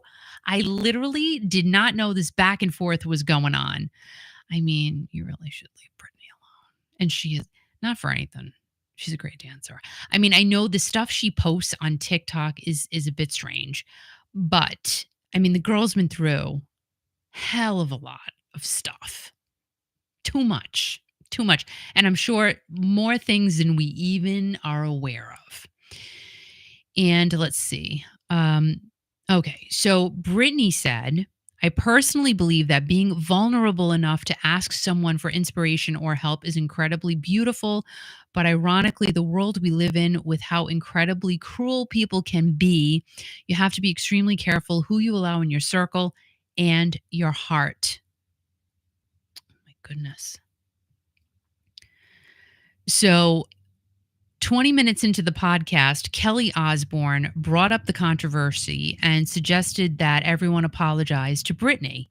So Ozzy did, but he did, it was like a backhanded compliment, and he offered some feedback on Britney's dance videos. He said, "It would be better if you didn't do the same bleep, bleep, bleep dance every day. Change a few movements." This is per Ozzy. So he's watching her. Clearly, he's watching her, which means he's interested in what she has to say and what she has to do. He's just giving her some advice. And Kelly told Brittany that she should never stop dancing, adding, "I love your dancing. It makes you happy. And I'm so sorry if any of us offended you." And Sharon said that she likes Spears a lot. Ozzy said that he also loves the singer while doubling down on his critique. Leave it to Ozzy. He just won't stop. He says, "I love Britney Spears, but it's the same dance every day. I didn't mean that to be offensive. I really do apologize. I love you, and I think you're beautiful." You got to love Ozzy. You got to love him. So, yeah, I literally had no idea all that was going on. Yeah, we got some. I think the rain stopped here, though, Roberta. So, hopefully, I think it's We got a little lull for a while. good. All right. This was supposed to kick in about 10 o'clock, then I get really bad. Really? So you'd be fine. All right. All right. I'll keep going. I'll keep you abreast of anything else going on. Okay, thanks. Peter said they ruined a fantastic lady. That's why I think that even just throwing any type of criticism to Brittany is wrong, because excuse me, I just burped. Did you hear that? And you were part of it. And I think that was the onion ring from the burger last night. Just saying. She's just been through too much. And I think really, let's just talk about criticizing anybody. Unless they're doing something really bad, like that Olympic person that I kind of talked about. That was terrible. I mean, that's worth criticizing because that was dangerous. And yeah, but Brittany, yeah, you should. But Kelly and Sharon tried to patch things up. And Maureen says, "Oh, you're still on. Didn't realize it. Sorry, I've been walking along the Riverfest while listening to live music." You know what? Good for you. I hope you're having a great time. And hopefully it's not raining there, Maureen. And hopefully you get to see some beautiful fireworks. That's what we're hoping for you. I think that's so fun to have crafts and stuff at night along the riverfront. How fun. That is fun. So, guys, if you had not heard yet, Aerosmith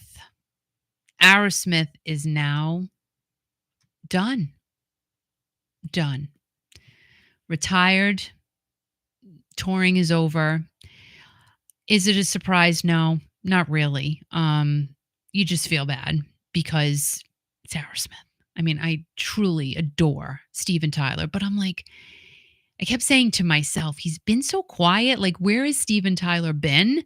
And you would think before a big tour is going to kick in, him and the guys would be doing tons of press and just getting out there and hey, pumping people up to buy tickets, which we know Scott Andrews had already bought tickets for, their show on New Year's Eve at TD Garden.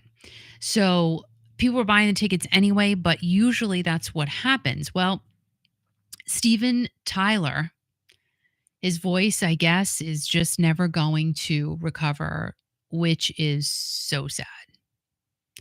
So sad. Let's go ahead and read what is going on. This is from CBSNews.com. And they did make their announcement on social media that they will not be touring anymore. And the statement said, "We've always wanted to blow your mind when performing. As you know, Steven's voice is an instrument like no other. He has spent months tirelessly working on getting his voice to where it was before his injury. We've seen him struggling despite having the best medical team by his side. Sadly, it is clear that a full recovery from his vocal injury is not possible. We have made a heartbreaking and difficult but necessary decision as a band of brothers to retire from the touring stage." So last September, Steven sustained the vocal injury during a concert. And I remember reading that to you guys. I guess his throat was bleeding and he went on and continued the show anyway. Probably wasn't a good idea. And at that point, he was told that he wouldn't be able to sing for that month following. But after that, Aerosmith did announce the tour would be put on hold because the injury was more serious than initially thought. They were supposed to kick up their farewell tour on September 20th in Pittsburgh, and they were going to Philadelphia, Dallas, Denver, San Francisco, LA, Detroit, Chicago, and New York, and of course, Boston. They were going to do a hometown show at TD Garden to ring in the new year before it was canceled due to Tyler's injury. And the team said, "We are grateful beyond words for everyone who was pumped to get on the road with us one last time. Grateful to our expert crew, our incredible team, and the thousands of talented people who've made our historic runs possible. A final thank you, the best fans on planet Earth. Play our music loud now and always. Dream on. You've made our dreams come true," the band continued in their statement. I was like, oh my gosh, just even reading that is just heartbreaking. Anyone who purchased the tickets through Ticketmaster will be refunded automatically. Those who bought their tickets through sites like StubHub or SeatGeek need to contact their point of purchase for more information. And on Fox News, they said that Steven Tyler's voice will not make a full recovery.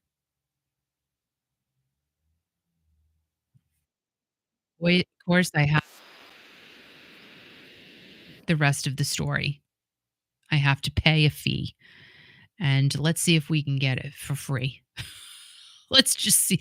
So let's see. So Steve Tyler voice not recovering. Let's see. Of course. Okay, this is from. Oh, let's go to this one. Hold on. From NBC News.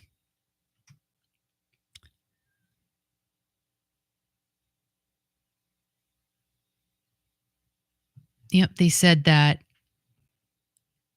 his vocal issue proves to be enduring and that he'll never fully recover. That's terrible. Terrible. And he injured his larynx in May of 2023. And he's been working, like I just said, that very, very hard trying to get his voice back. And it's just not going to happen. And the last show of the tour took place on September 9th of 2023 in Elmont, New York. And Aerosmith released their last album in 2012. Very sad. And Steven's voice is an instrument like no other. Of course. Of course. And they've sold more than 150 million records, having 28 songs on the Billboard Top 100. And only one song hit number one. That was 1998's I Don't Want to Miss a Thing from Armageddon. Isn't that crazy? All this, like you would think Dream On. What, only one song? Only one number one hit. Well, from what I understand, Sweet Emotion was number one classic rock song of all time. Yeah, it depends on what chart you're referring to. You know, everybody goes according to Billboard. And that's the only number one song they had. And it was from a soundtrack. Isn't that crazy? It wasn't even their original, like their early stuff. Because Dream On's so huge. So yeah, we wish, of course, Steven Tyler all the best and all the love that we can possibly send him. Oh my gosh. But again, not a shocker. It's just not, because there have been too many things over the past few years that we've seen. Him falling on stage a couple of times and, you know, the issue with his larynx, just crazy. And Maureen said, I really wanted to see Aerosmith one last time. Nancy said, it's really sad. Maureen said, so very sad. Peter said, wow. Tanya said, so sad.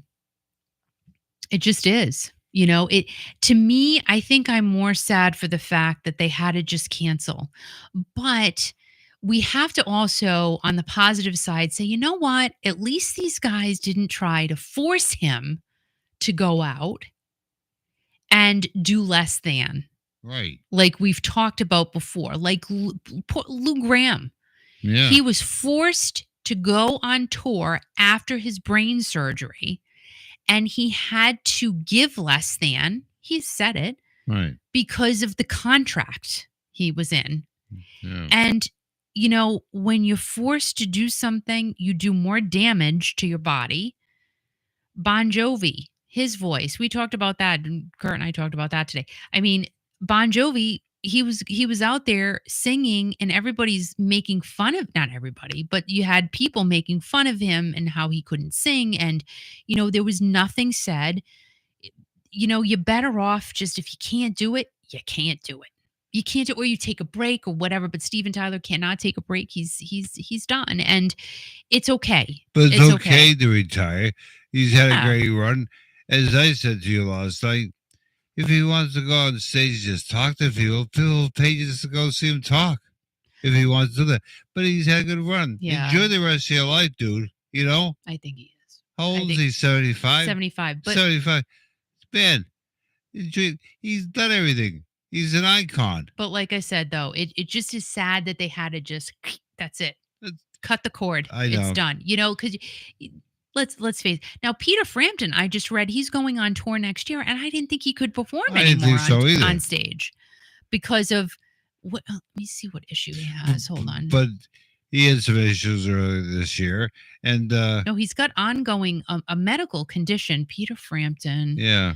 I don't know if it's arthritis, because he said he wouldn't be able to continue to play the guitar like. Can he still sing?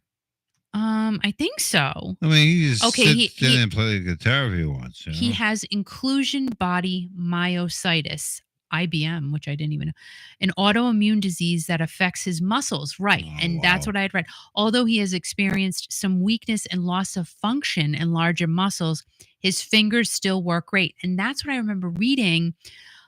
I think it was a couple of years ago when he announced, listen, I'm not going to be on the road anymore because I don't know how much longer I can do this with my guitar, because it's a lot of work what these musicians do. So he is going back on tour. Let me see. Back. So he did announce his retirement, and he's going to be back at it again. I just read that today, actually. Announced a new run of tour dates. Okay, this is from Ultimate Classic Rock. Let's see. He announced a new run of tour dates leading up to his Rock and Roll Hall of Fame induction in October. The Positively Thankful Tour is going to launch on September 8th in North Charleston, South Carolina, and run through September 23rd in Northfield, Ohio. So it's a short window. And Peter said, it's been an incredible year for me and my band so far. First, the nomination, then you guys voted like crazy and got me into the Rock and Roll Hall of Fame. Come September, we'll be back out for 9 more shows on the Positively Thankful Tour. So, I mean, good for him. He can do it. And, so here it is. Okay, so he wrapped up his Never Ever Say Never tour in April. He was diagnosed with inclusion body myositis, a degenerative disease of the muscles, in 2019. He then went on a farewell tour to mark the end of his decades on the road. So in 2019, he did the farewell tour. Then he decided to tour again. He said, I'm allowed to change my mind, that I wanted to quit while I was ahead and could still play at the top of my game. He's told Ultimate Classic Rock in 2023. And things have slipped a little, but my band said, what are you talking about? We can't notice any difference. So I said, well, I know, because of the choices that I would make in an ad-lib solo, which is what I do all night. My choices are different, but they're not worse. It's just a different way of playing. So good for him. He's figured out how to navigate his new body, right? His disease. He's figured out a way to work around it, and you got to give him credit for that. So good for him. Good for Peter. You just want these guys and these ladies to be safe and healthy and well. That's all we care about. So good for Peter Frampton. But now, going back to, you had a shoplifter? Yeah. Oh, Hey, exciting. If the latest scoop right now is the manager who took care of it. Go ahead, Howard. Oh, here we go. I'm just sick of me yet. No. All right. So tell us the story. What happened? Oh, we had a shoplifter. But all right. Yeah. So can you do anything to that person? Well, so earlier, about an hour and a half ago, there was a suspicious guy in another store, and we got a full description of him and what he was trying to do. The store was in Warwick, right around the corner from you guys Oh, great. down there where the studio is. So anyway, yeah. So they just said that the guy we're looking for just came in. No Because way. right when I'm on the phone with you guys, So what did he do though? nothing. I just went up there like a bull in a china shop, and he wasn't. As soon as he took a look at me, he wasn't going to try anything funny, and turned around and left. So did he yeah. take anything from the other No. stores? No. Well, no, he didn't try to get a return. He was probably going to try to do a fraudulent return, but I was all over it. So Wow. All right, I so looked at him. I said, "Hey, listen, dude. I know you were at the other store." What do you mean? I go, dude. Dude. I know you were at the other store. dude. He's like, I wasn't. I go, take a look at this. Is that you? That picture? Yes. Okay. No. Yeah, No okay, I'll way. leave. You're, He left. you're scary. Oh, I love Oh it. my God. I can't deal with it. I don't want any problems. Good for Bye-bye. you. Good for you. So before we cut off earlier, I asked you if you like Rod Tell Joy. You said not really. Then I asked you, do you like Rod Bass? Yeah, I love Rob Bass. Now, Back in the day. did you like Young MC? No, Bust a Move. No, didn't like Okay, Bust never a mind. Move. I was gonna give you concert tickets for your birthday, but if you don't want Oh, to thank you. It's all right. I'm okay. go, I know. Somehow, problem is if I go to a concert now, I'll look like an undercover narcotics agent. I'm too old. oh my God! No, you would just I fit can't in. even go to a nightclub. I go to a nightclub. Hey, whose dad is that? Well, that's different. A nightclub is a little different than a concert, Howard. Let's be Yeah, real. yeah. I mean, So, so what are you guys talking about while I was going? Were you guys talking about the whole how it was good back in the day? we did, and a lot of people said the same thing. It's very Yeah, true. So we also talked about how Ozzy Osbourne was criticizing how Britney Spears dances, and also Oh yeah, I saw that. yeah, and also how Aerosmith is done. Steven Tyler's voice is gone. Oh yeah, everything's going out the window. Yeah. You can't think about it too much. You got to just remember the old times. You know what I mean? That's right. I think that's a good point you brought up tonight, is that you got to remember the good old days. You got it, because everyone's different. Even the new, okay, no offense against Journey, but even the new guy on Journey, man, it's not the same. It's not the same as Steve Perry. It's not. It's different when you hear Faithfully, and it's not the same. And I just saw a Journey concert. He was in there. They were doing, I think it was Faithful. I forgot what song it was, but it just wasn't the same. You know, it's another good example of that is Van Halen, Sammy Hagar versus David Lee Roth. That's another one. Two distinct voices. Yeah. You know, it's just not the same. Everybody's different. Everybody's got older and stuff. And I like old school. I wish I could go back to the '80s, to be honest. Well, the great Rodney Dangerfield over here. Oh, you know.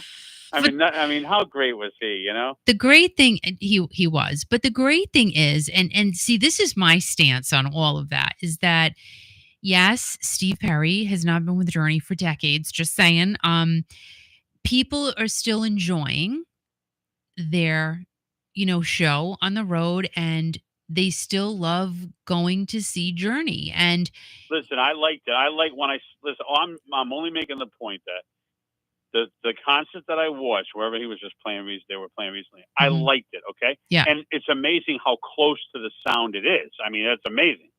I like that, as long as it comes close, but it's not the same to me 100%, but it was pretty good. I mean, it's amazing how they can almost mirror the sound that was back in the day. Like, I would go see Journey. I have no, the new Journey, you know what I'm saying? Yeah, you would go old school. You would go see them today. I'd go see him today, yeah, because it sounds a lot like it, the same song. You're still going to have a great time. That's right. It's like, a lot of these other bands, John Payne, same thing. Oh, this sounds good, or, Yep. and close to it. I'm okay with that. But as they get older, they start fading away. You know what I mean? And then these bands, like, look at Mick Jagger. That guy's still going. The Rolling Stones still sound the same as they did years ago. It's crazy. It's genuine as him. I didn't know this about Aerosmith. I mean, it was sounding the same too, and Steven Tyler. And But Well, Aerosmith, know, I mean, I think Steven's had stuff going on. Like he fell a couple of years ago when he was on right? stage and, his voice. I mean, the last show they did or last year, whatever, his throat was bleeding while he was on stage. Yeah, And yeah, the fact that he kept going on with that show while he was swallowing blood, he right, probably right. should have stopped, but he didn't want to quit because he didn't want to Yeah, disappoint the fans. And, yeah, I think it's just difficult because somebody like, a band like Aerosmith, iconic, they just have yeah. to, they're done. They can't, Right. It's they're, horrible. I know. I can't imagine how that is it's going to be completely devastating to these Yeah, guys yeah. because these other bands they could say, listen, we're saying like Kiss, we're saying goodbye, this is our Right. farewell tour, we're giving you these last shows and we're going to do our best at them and hope you have a great time, and that's Yeah, it. yeah, yeah. They have a chance to say goodbye, this closure, you know Yeah, that's another one too. Kiss, like they started performing without the makeup on. I'm like, oh, I remember Kiss growing up and with the makeup and all the good songs and everything. But you know what's weird? There's some artists that I've been seeing and on videos, and I'm like really good, and they're doing current concerts. For example, Chris Cross. He's been coming out with redo. He's out not movie making, but he's actually been in concert. Sailing. yeah I'm like, he's oh my god, I'll never be the same. I'm like, oh, and I see him now. He's older, yeah but he's not like old. He's a young old. You know what I'm saying? right And then it was just pretty cool. And some other, I can't remember, some other people too that have been out. Yeah. Oh, you know who is Peter Cetera? He was doing Chicago. That's the lead singer of Chicago. I mean, you're hearing him do. oh I He didn't went think I didn't think he was solo, out but I'm there. like, yeah, really good, really Wow. good. Wow. Or even the Air Supply. Oh, they're fantastic.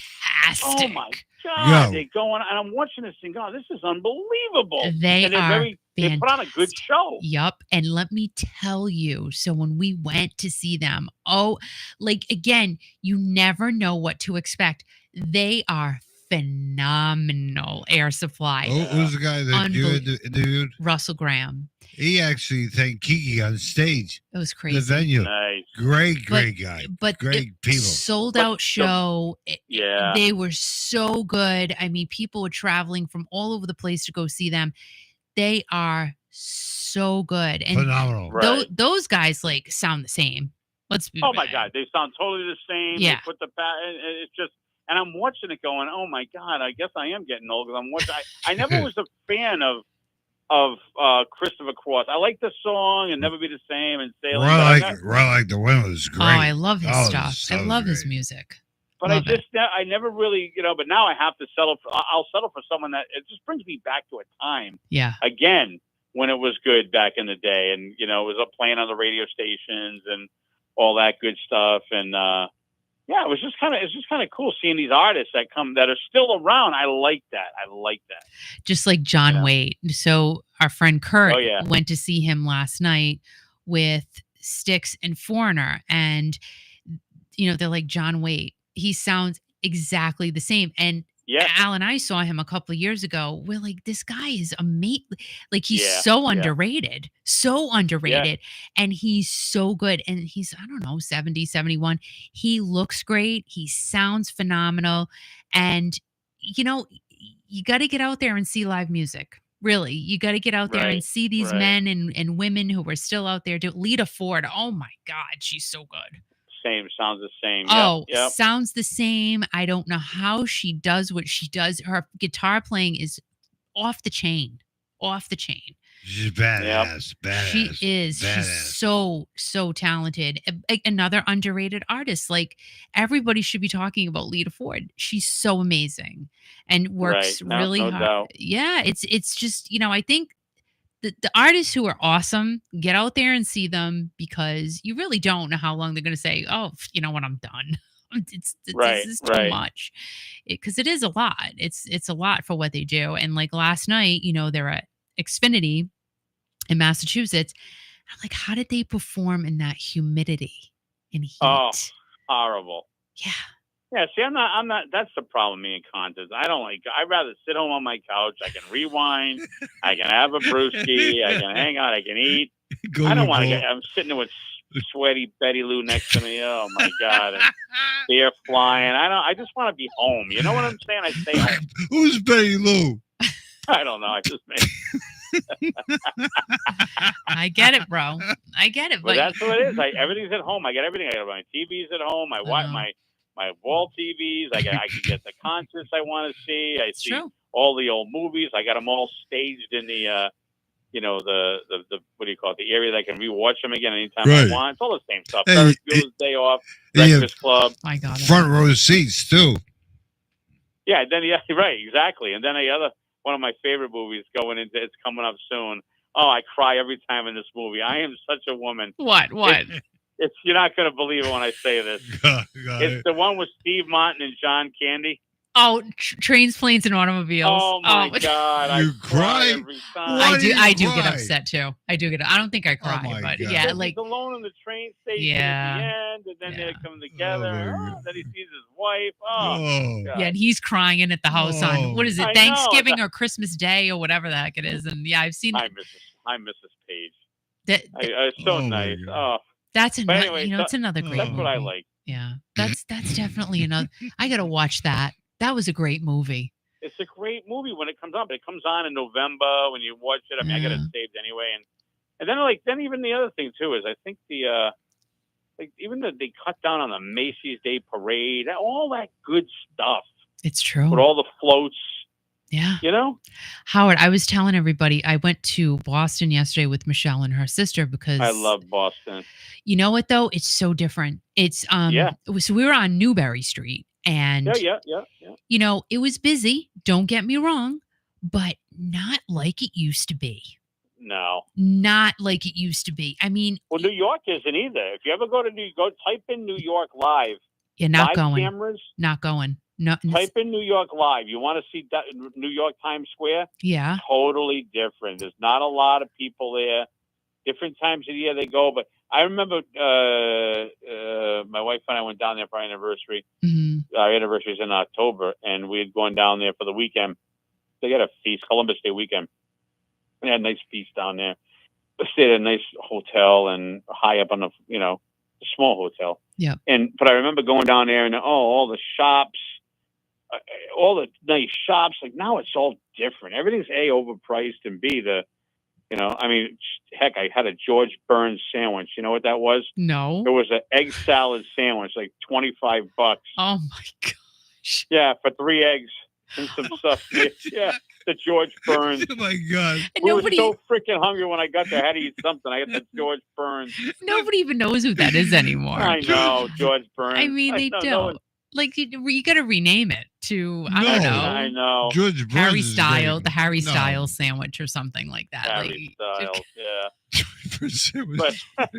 No, but you're right. Now, one of our listeners here, Tanya, she lives in the city, and she's been there for a long time, and she said it's great. However, we used to love going at Christmas time. Go for the day, go see the Rockettes.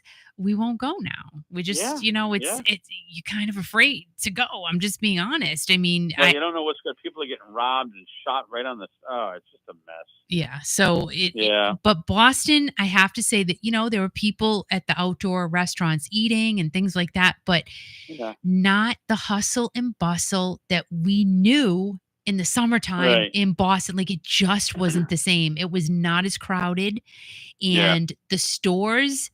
There's no clothes. Like it's just. No. It's weird. Yeah. It's just weird. It's all TikTok. You're buying stuff off. I just bought a knife set like a dummy off TikTok. It looked amazing. I was like, this is gonna be great. What did you buy again? I bought a knife set. I needed a knife set for what? Something nice. I get this knife set with this nice contemporary knife holder and everything. I get the knives in and the handles like. What does it matter with you? Wait. What? Was it cheap? I felt it wasn't what I expected it to be. Somebody sold me on this stupid thing. They must have sold 1 million of them. Probably. I'm a sucker that spends $47 on a knife. Yeah, I'm gonna get a knife set for $47. I must just stab myself in the eyeball with it. Oh yeah. Honey, it's not an eyeball stabber. It's a sharpener. Yeah, I know. The handle's like You know it's a good knife set when you got the 3 rivets in there Yes. and it's nice and heavy. I like a heavy handle. Yeah. This is like a plasticky light handle. I'm like, you bastard! I just got burned. Because they probably paid 10 cents from a factory in China and sold that to you for that's where people are $47. making money left and right now. You got I know. suckers to buy it, It's true. and then people going, "Oh, it looks amazing," and then the holder, the case holder that the knives go in, it was a plastic cheap case. I'm like, oh, if I'd have known this, Girl, well, never again. Because they make it look really good. Oh, it looked amazing. I was ready to just eat the knives. It was so good. Hey, you bought a knife set? I'm stupid. What the hell? know. Let me ask you a question. Why are you buying a knife set? Man. What are you going to use the knives for? I needed to cut meat and stuff like that. I needed a knife set. I was kind of old. There's all different ones out there, all different ones, nice sets. I said, I can't find something I like. And anyway, I saw this. I went, that looks pretty good. That looks cool. And I get it today. I'm all excited. I'm opening it up. My wife's giving me the eye like you got burned. And I'm opening it up. Oh, this is going to be good. And it's lousy. So what are you going to do? Live and learn. But the video sold you on it, right? Whoever had the video. Was doing it, they were doing it. It was multiple videos. It was content. It was all over the place. So it wasn't like a Ginsu knife. Like Tanya was asking. No. That's two Ginsu knives were lousy. We bought them. My parents bought the Ginsu. Those were lousy too. The handles were light. You know it's a good knife when you got a good handle and it's a good heavy steel blade. Knives are expensive. Very expensive. You got to spend $350 to $400 to get at least a halfway decent one. That's why I go to yard sales and I pay 50 cents. Yeah, no kidding. I got to start going to yard sales too. I'm telling you, and you get the vintage ones, like the ones that are really old with the wood handles, and they last forever, and they're sharp, and you don't have to do anything to them. It's the best. The best. I love it. Live and learn. Mm-hmm. Absolutely. Anyway, so that's it. So that's well, thanks for bringing back the nostalgia. I'm glad we kind of talked a bit about it. Now I'm all thinking about that now, Well, now you got to watch a movie and you got to tell us. I know. Well, I got them all on there. Like, there's so many movies that are just that, like the old stuff. I just love it all. Halloween, I'll be watching that pretty soon. Oh, I know. Yeah, but you know what? I love all those. I can't watch the new ones, though. I was so excited when the new Halloween came out a couple of years ago, and it just blew my bubble. I'm like, oh, this sucks. Well, you know what? I'm all right with it. I'm okay with the new one. It's not the original, the one I told you about. Jamie. I love the Jamie Lee Curtis one, and I forget his name, the bald guy there, Donald Pleasance. Oh my gosh, and I mean, nothing's better than him. Or even another movie I watched too, which is really, it's not one of my favorites, but it's kind of, I watch it every time. I don't know why. Invasion of the Body Snatchers. Oh my god, that freaks me out. I know. It's crazy. I'm like, what am I doing with this? It's kind of scary a little bit. The pods, and they open up and it's the same face of a guy. Oh my god. I haven't seen that movie since back in the day. I have never watched that again. It was some good stuff. And then the worst movie of all time, Halloween movie. Oh, the absolute worst. Jeepers Creepers. Oh, what a stupid group of movies that is. What, Friday the 13th? No, Jeepers Creepers. Jeepers Creepers. Nancy just brought up The Blob. Remember The Blob? Oh, yeah. That wasn't one of my favorites, The Blob. Yeah, that wasn't me. I could probably didn't even watch something. If I don't like it from the get-go, if there's not enough action, I tune out. I'm done. Wait, what was Jeepers Creepers? I don't even know that one. That was a movie with this old guy, and he had a pickup truck and this house. I don't know. I didn't like it. But you know what? My other favorite ones, too, that I absolutely love were the Gremlins. No, I wasn't a fan. It was all right, but it reminded me of back in the day again, when it first came out. But, Halloween time coming up soon. Well, I was more of like the Friday the 13th girl. I like that. Yep. What was another big one? Well, Halloween, of course. What was the other one? There's that movie with the bodies. The guy, it was in a morgue. And the bodies start coming alive. I guess they were cooking some chemical spill that it went out the embalming burners, and it went up and it made all the bodies come alive. What was that movie? What the heck was it? Well, yeah, Nancy said The Exorcist. I don't know that movie. I don't know which one you're talking about. Oh, yeah, I can't think of it, but it was really, these guys were in a morgue. I forgot what it was called. If anybody knows that, let us know. Is that movie? Return of the Living Dead, is that the one? That was that was another good movie too. That was. Is that the one? Return of the Living Dead. That might have been. I don't know if that was it. I don't. I don't know. Howard, But anyway, Howard, thanks for joining us tonight. But No, you're and kicking him off. I want to wish you a happy birthday, and for everybody here We were on Kiki talking. Nation, we No, got. it's over. I'm done. I know. No, What the heck? we have other calls waiting to wing here. Oh, We have these other oh, calls oh, right here right now. But the great thing is tonight on a Saturday night, it's Creepy Sounds with Howard. Happy birthday, Howard. Take care, I'll see man. you later. Happy birthday, Howard. I love you. Oh, Love you too, Bye. bye. What? Al, Howard, bye, Howard. why'd you kick him off? Anyway, I'll be back. Okay. Anyway, before we go on to the next episode, I know you got a lot of stories here to do tonight. I have one more. Okay, before we get to the story, Okay. again, but I do want to say something about a couple of people. I've been talking by text with Scott Angels about Cheap Trick at MGM. And He was going to go out with us, yeah. but the music was too loud. Oh. But he's and poopy. Kurt and his wife having a great time at REO Speedway. He was going to go on too with some copyright music playing in the background. I'll be back in a second. Having talked to this person, then you can go on with your last story. Is that okay? Okay. Okay. All right. And well, these hearts. I know. Everybody loves Howard, I right? know. Oh my God. And Nancy's going through Scott and Kurt with I trouble. know, I know. So 37 UK Chris, thank you for being here and thank you for subscribing. For those of you who have not subscribed, please go ahead and subscribe. We're here it's Saturday, but we're normally here Saturdays are on good, a though. Friday night. But Saturdays are good. And It's good. also listen to our radio station right there. Kiki.fm. It is free in the App Store, and all of the music that we all love is on Kiki.fm. Hit the like button. And so thank you and welcome 37 UK Chris. Thank you so much for being here. And yet we do have something else to talk about, which I was surprised but not surprised today, as I said earlier in the show. And it's like, oh my gosh, here we go again. Thank you. Thank you. No, we really appreciate you. Thank you very much. Thank you. I appreciate that. Love being here. I really do. It's great, right? Yes. It's called good therapy, isn't it? It is my therapy. So for sure. talking about good therapy, say hello to this person right now. Say hello, Kiki. Kiki, say hello. Hello. Hello, Kiki. It's Patty. Patty! Hi! How are you? I am great. How are you feeling? I'm feeling wonderful. Yes. Very, very good. We all, love that. All recovered. Oh, that's awesome. So Yeah, happy to yeah. hear that. Hearts for Patty, everybody. Thank you. Hearts Thank for you. Patty. So what's going on? Tell us about your concert experiences this year. Oh, my goodness. I've been to a few. Sammy Yes. Hagar last night with Loverboy. That was really fun. Oh my gosh. So I heard, I think Kurt told us last week that he has tequila with the fans or something. Oh, yeah. Oh, yeah. It was very warm and humid, and he was putting away a few beers, and they were drinking tequila. He and Mike. But man, that guy has the energy of a 30-year-old. I don't get it. But you know what? God bless him. And I think it's great. He's out there having a great time, and Oh, no. everybody is loving his shows. And the crowd, it's almost as much fun to watch the crowd as it is the performance. That is so fun. That The is people so are fun. crazy. And tell us about, you went to see Donny Osmond.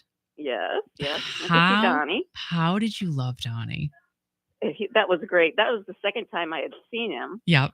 and it was even better than the first time. No.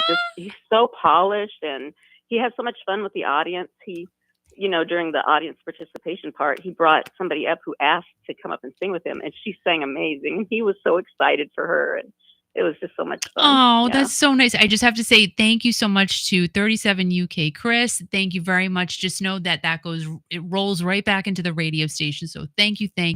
Mwah. We appreciate it. But yeah, Donnie is just, what a fun show. And, again, like his sister Marie, they just love their fans. And I think it's so important.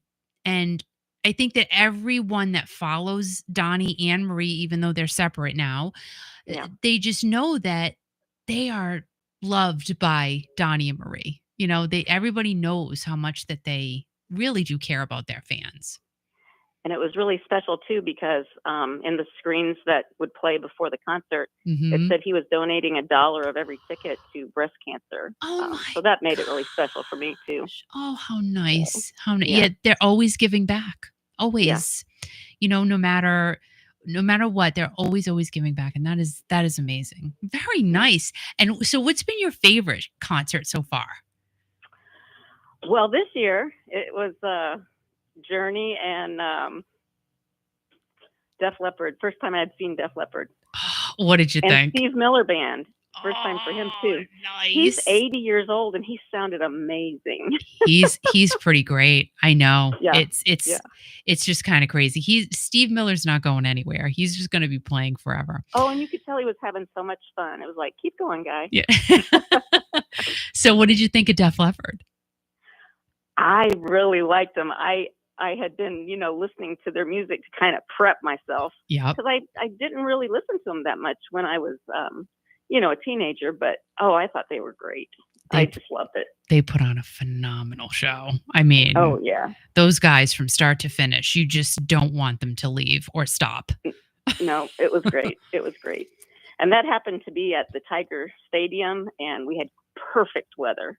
I was worried, in August. Mhm, I know, because we don't know But, what we're it going to was get perfect. now. No, Oh, no. that's awesome. Awesome. And what else is on tap for this year? Well, in 2 weeks, I'm going back up to Pine Knob, Detroit for Doobie Brothers. Nice. That's right. Yeah. You've been talking about going to see them. That's going to be a great show. And then REO Speedwagon just announced they're coming to Toledo, so they can't come to my hometown and me not go. Yeah, no, yeah, That wouldn't be right. that would be a sin. Total So that'll sin. be in November, so that'll be fun. Nice. Yeah, Kurt's there tonight. Yep. Awesome. And you never know what else is going to be announced through the rest of the year or who's coming out next year. And, because that's all going to be happening soon. People will be announcing their shows for 2025 and get your tickets right away. And Well, I hope nobody announces for this year because I'm kind of tapped out for this year. I know, right? And now tell us about, thank you, 37 UK. Chris, thank you. Thank you. It says I can like that. That's really neat, but I can't. But thank you so much. Thank you. I'm so sorry, Patty. That's okay. Thank you. I really Fun to have a new appreciate that. person in the Yeah, in the that's chat. right. Isn't that awesome? Yeah, cool. So tell us about the $25 tickets, because I think that's been really a new thing this year that I've been hearing about from you guys more and more and more. So, like, is it like a promotion, or how did you? It was a Live Nation promotion, and Mhm. I think it was for about a week, but I knew that you'd have to jump on right away for some of them. So Yeah. that's the Doobie Brother tickets that I got through that special promotion, and it was truly no fees. It was $25 per ticket. I couldn't believe that when you told me there were no Yep. fees. I'm like, stop. And then I also got Megan Trainor tickets. That's at the end of September. I'm going to take my daughters. So that's a younger crowd. So I needed some younger people. Those were 25 as well? Yeah. Nuh-uh. And then for Donnie, that was a local theater. And during that same week, they said they were going to match the Live Nation. And so I got the tickets for Donnie Osmond for $25 too. So Oh those are my. really cool. Yeah. Oh my gosh. That's Yeah. amazing. So yeah, we scored pretty good this year. You did like Chichingo. I mean, how do you how do you not go? Oh, I know. That's 2 tickets for $50. It's less than the price of a nice dinner. So a lot more entertaining. No kidding. I mean, you can't go out to eat for, that's why like last night we went to Shake Shack, and I was talking about that earlier. And literally I'd be happier getting a hamburger and a lemonade instead of spending $150 at a fancy restaurant. I don't, we're just not there anymore. We're just not at that place. You know what I mean? Yep. Oh, and Kiki, I've got tickets to see Lou Graham in November too. Yay! Yeah, because he's retiring. I know, it might be one of his last shows. Yeah. It's in Shipshewana, Indiana, which is a couple of hours from here, but I'm going to be on the second row. I'm so excited. Good for you. That's awesome. Oh my gosh, you're gonna I'm have so so excited. much fun. Now, who is he just there with the Lou Graham All-Star Band, or I is believe so. Yeah. No, I think it's just him you're gonna have a and his band. blast? Oh my gosh, give him a big hug. And he's always out there, for his fans after the show. He's very accessible. He is again another artist who adores his fans and is so grateful. And you just got to say thank you so much for being kind. Yeah. We got to see him last summer at a county fair, and I got a book, and he signed it, and he personalizes it and everything. And while he Oh, was signing my book, I said, "We have a friend in common, Kiki." oh my gosh, did you really? And he's like, "I did," and he's like, "Yes, I know Kiki." He's oh my god, that's so funny. He's a sweetheart. Yeah. He really is just I can't even explain it. I love Lou so much. He's such a nice person and a gentleman. And like I said, it really is when I see these artists just giving it to their fans and Yep. giving them the time of day. Yep.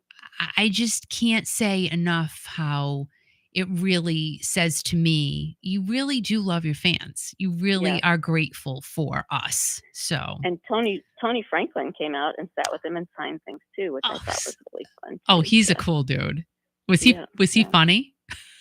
He was, yeah. He at first I was like, I can't believe we're getting to meet both of these men in person. Right?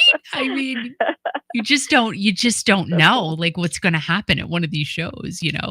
Now, Yeah. Metallica, are you a Metallica fan? No, I'm not into them yet. Yeah, yeah. Well, they're at Gillette Stadium in Massachusetts. They played last night. I don't know if they're playing tonight, to be honest, but I know they're playing again tomorrow night. I think it's a 3-night Yeah. event, and I think their shows were sold out.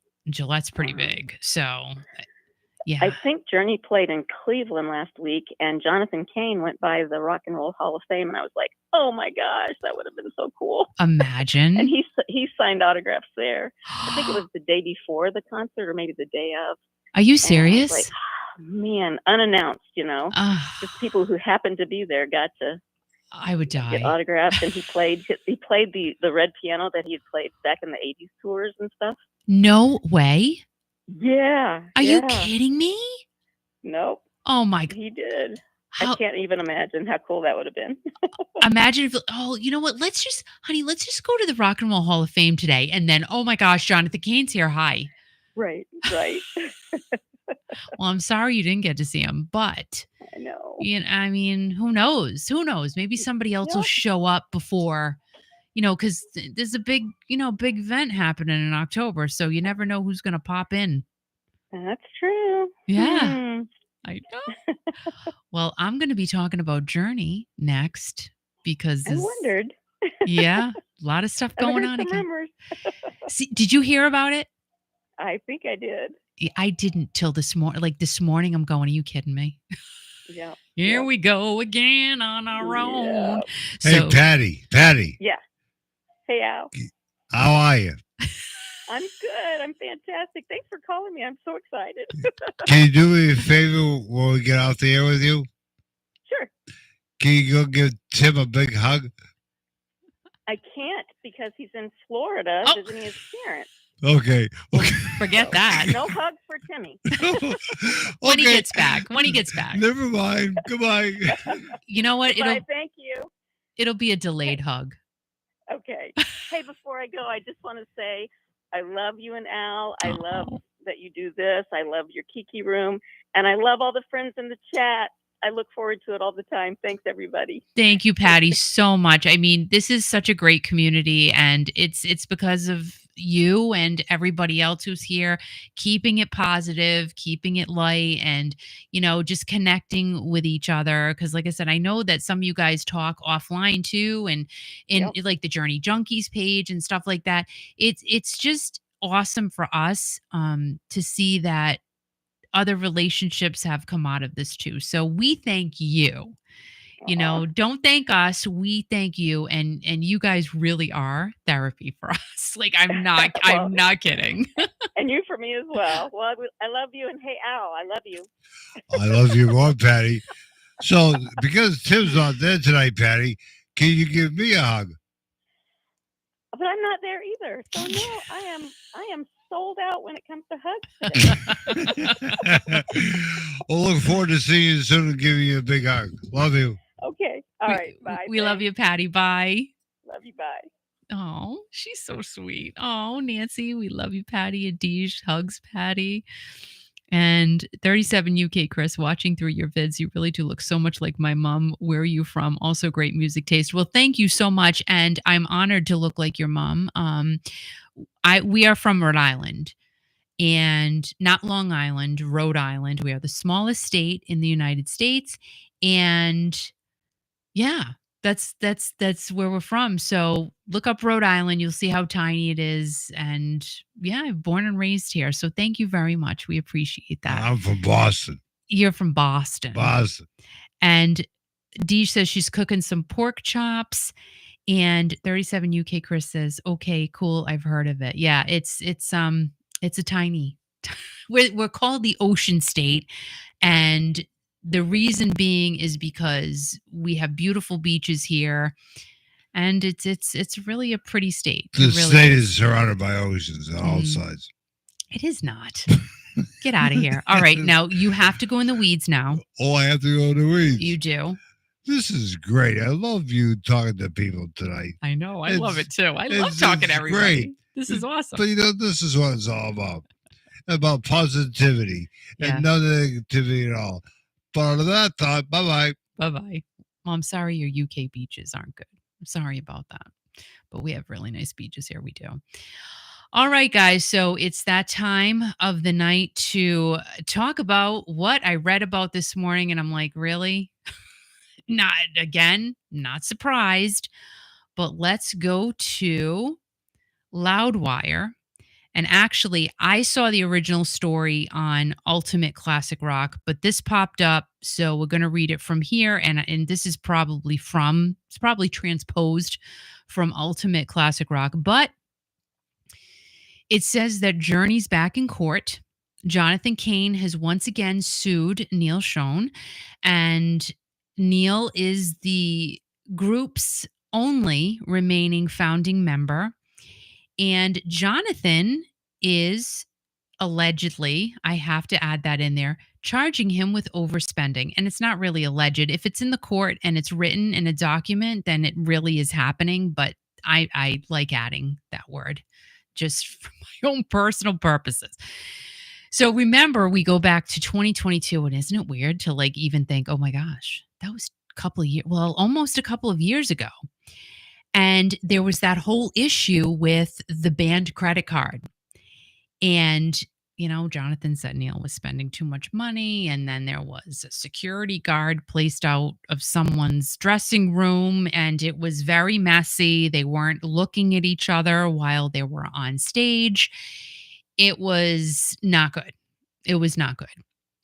And we had gone to one of the concerts when all of this was going on, and I'm like, oh my gosh, you could feel it. Like you could feel the tension from the audience. No question. I'm kind of good like that. And I don't know, my gut always tells me things, and I'm usually right. And and I'm not saying this because this is out now, but I kind of felt like something was up. Here's the thing. They're on stage together. And remember, at the beginning of this year, it's like, oh, we're great. We're doing great. Everything's good. And we want to hear that. We want to hear positive stuff, right? But, there was still a lawsuit happening. There was still a lawsuit in place. And, a lot was said during that time publicly.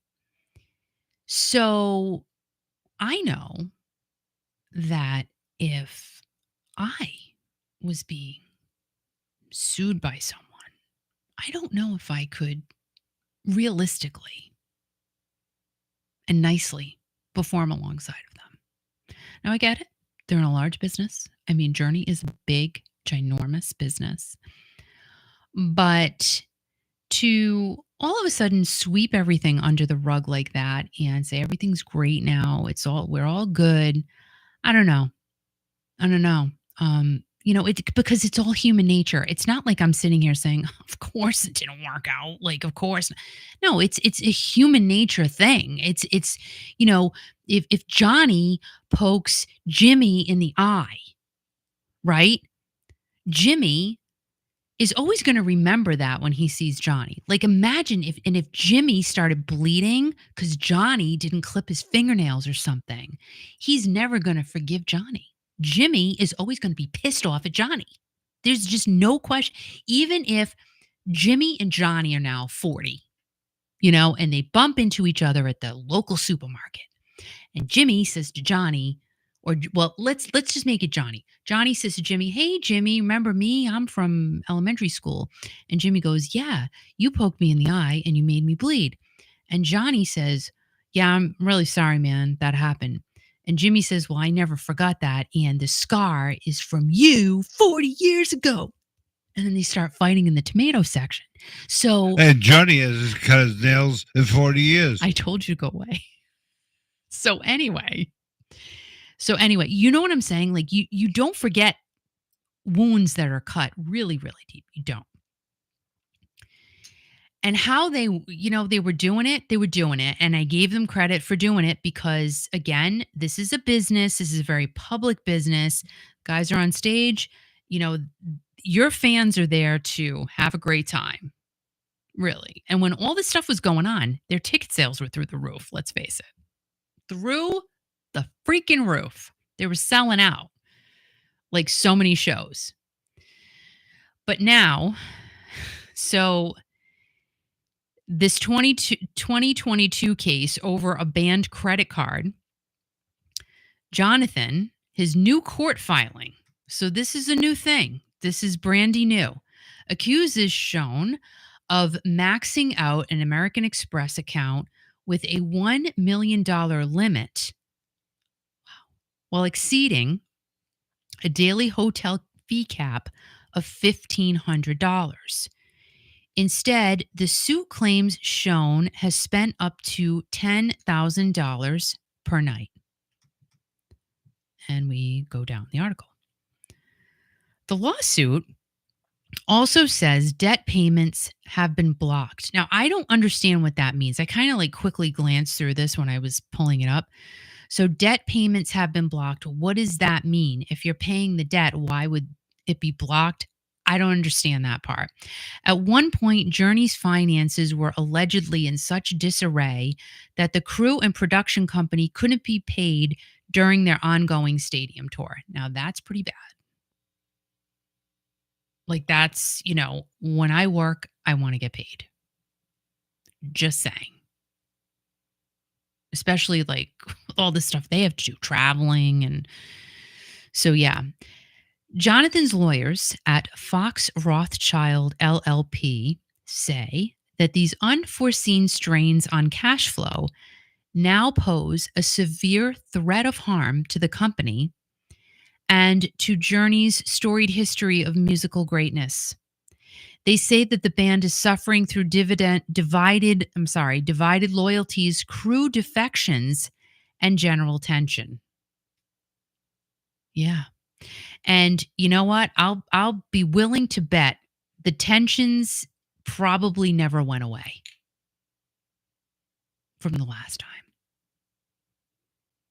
Y'all can say you're friends, and that's great. Like I said, I'm not sitting here to say, "Oh, I'm glad they're fighting." No, I'm not. I'm never glad to see anybody going through strife because you know what? Stress does a lot to your body.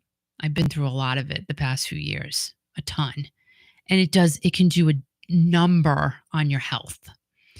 So I never will sit here and say, "Oh, I'm so happy that they're fighting. Oh my God, it gives me something to talk about." No, that's not the case at all. It just, I'm just kind of saying what I had been thinking about, how could they have been really good? Because they're suing each other. So one's suing the other or whatever. Lots of stuff going on. And let's see, the court filing laments what has become very much public battle between petitioner and respondent, but the situation is now impacting the band's reputation throughout the music industry. What does that mean? What does that mean? The band's actual onstage performance is at the moment one of the only aspects of the business that has not suffered. But you know what? I bet if you ask someone's going to say they feel something in the audience. You know, you always going to have one person who says, oh, I saw something, I felt something. Yeah. So Jonathan's lawsuit says that this far-reaching deadlock can only be resolved through restructuring Freedom 2020 Inc. Oh boy. You know what restructuring sometimes, occasionally, allegedly could mean? The B word. And he co-founded Freedom 2020 Inc. with Neil to oversee Journey's touring operations. And Jonathan and Neil are the only two people that hold the seats on that board. The new petition is asking for a court-ordered custodian to act as a third board member in order to break tie votes.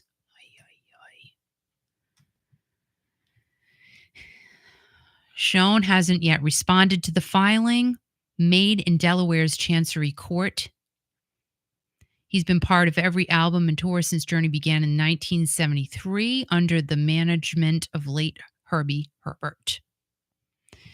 And let me just see. And Journey has gone through a long series of legal battles beginning in 2020, but they appeared to have resolved things by creating a new organizational structure that involved both Jonathan and Neil and their wives. Remember, we go back a little bit in time, and allegedly Paula White Kane and Mikhail Schoen have, come together and allegedly got everyone back together saying, listen, cut it out, basically, like being the moms and saying, just stop it. Let's move forward and fix this. But if something's going on in the background that another lawsuit has been filed, there's no way things were decent. They can appear to be, because remember, social media does, that person looks like they have a Lamborghini and they're standing in front of Johnny's Lamborghini and it's not theirs. But you don't know that. You don't know it's Johnny's Lamborghini. You think it's theirs because the social media looks like it's theirs.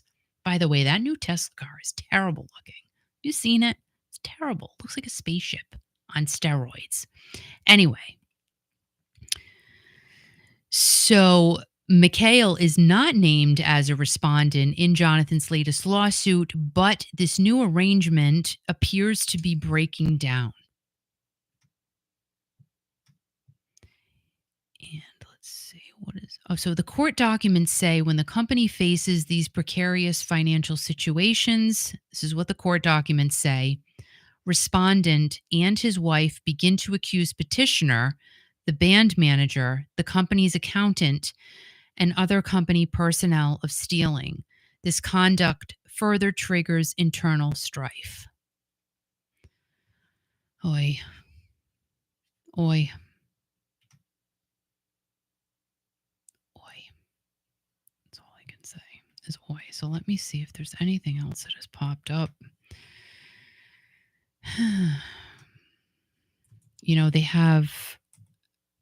They'll be going overseas together. There's only a handful of shows left in the US. So who knows? I mean, I don't know. I'm not saying anything. But, the overseas thing, they all have to be together. That's going to be interesting. Journey. Let's just see Journey. Let's just do that. Let's see if anything else new has popped up today.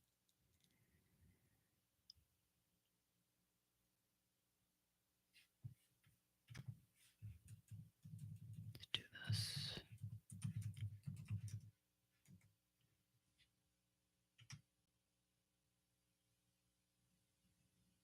Okay. That was a whole bunch on this lawsuit. How did I not say? Well, I was in Boston yesterday, so I clearly didn't. I missed out on this news that came out yesterday. Let me just read this quickly. So I'm was the other, I don't think the other lawsuit was even settled. I don't know. Let me see if you guys say anything. I don't think it was even settled. I think it was still out there. Hey, thanks for joining the membership, 37 UK Chris. Holy moly. Thank you very much. Thank you, thank you, thank you. Wow.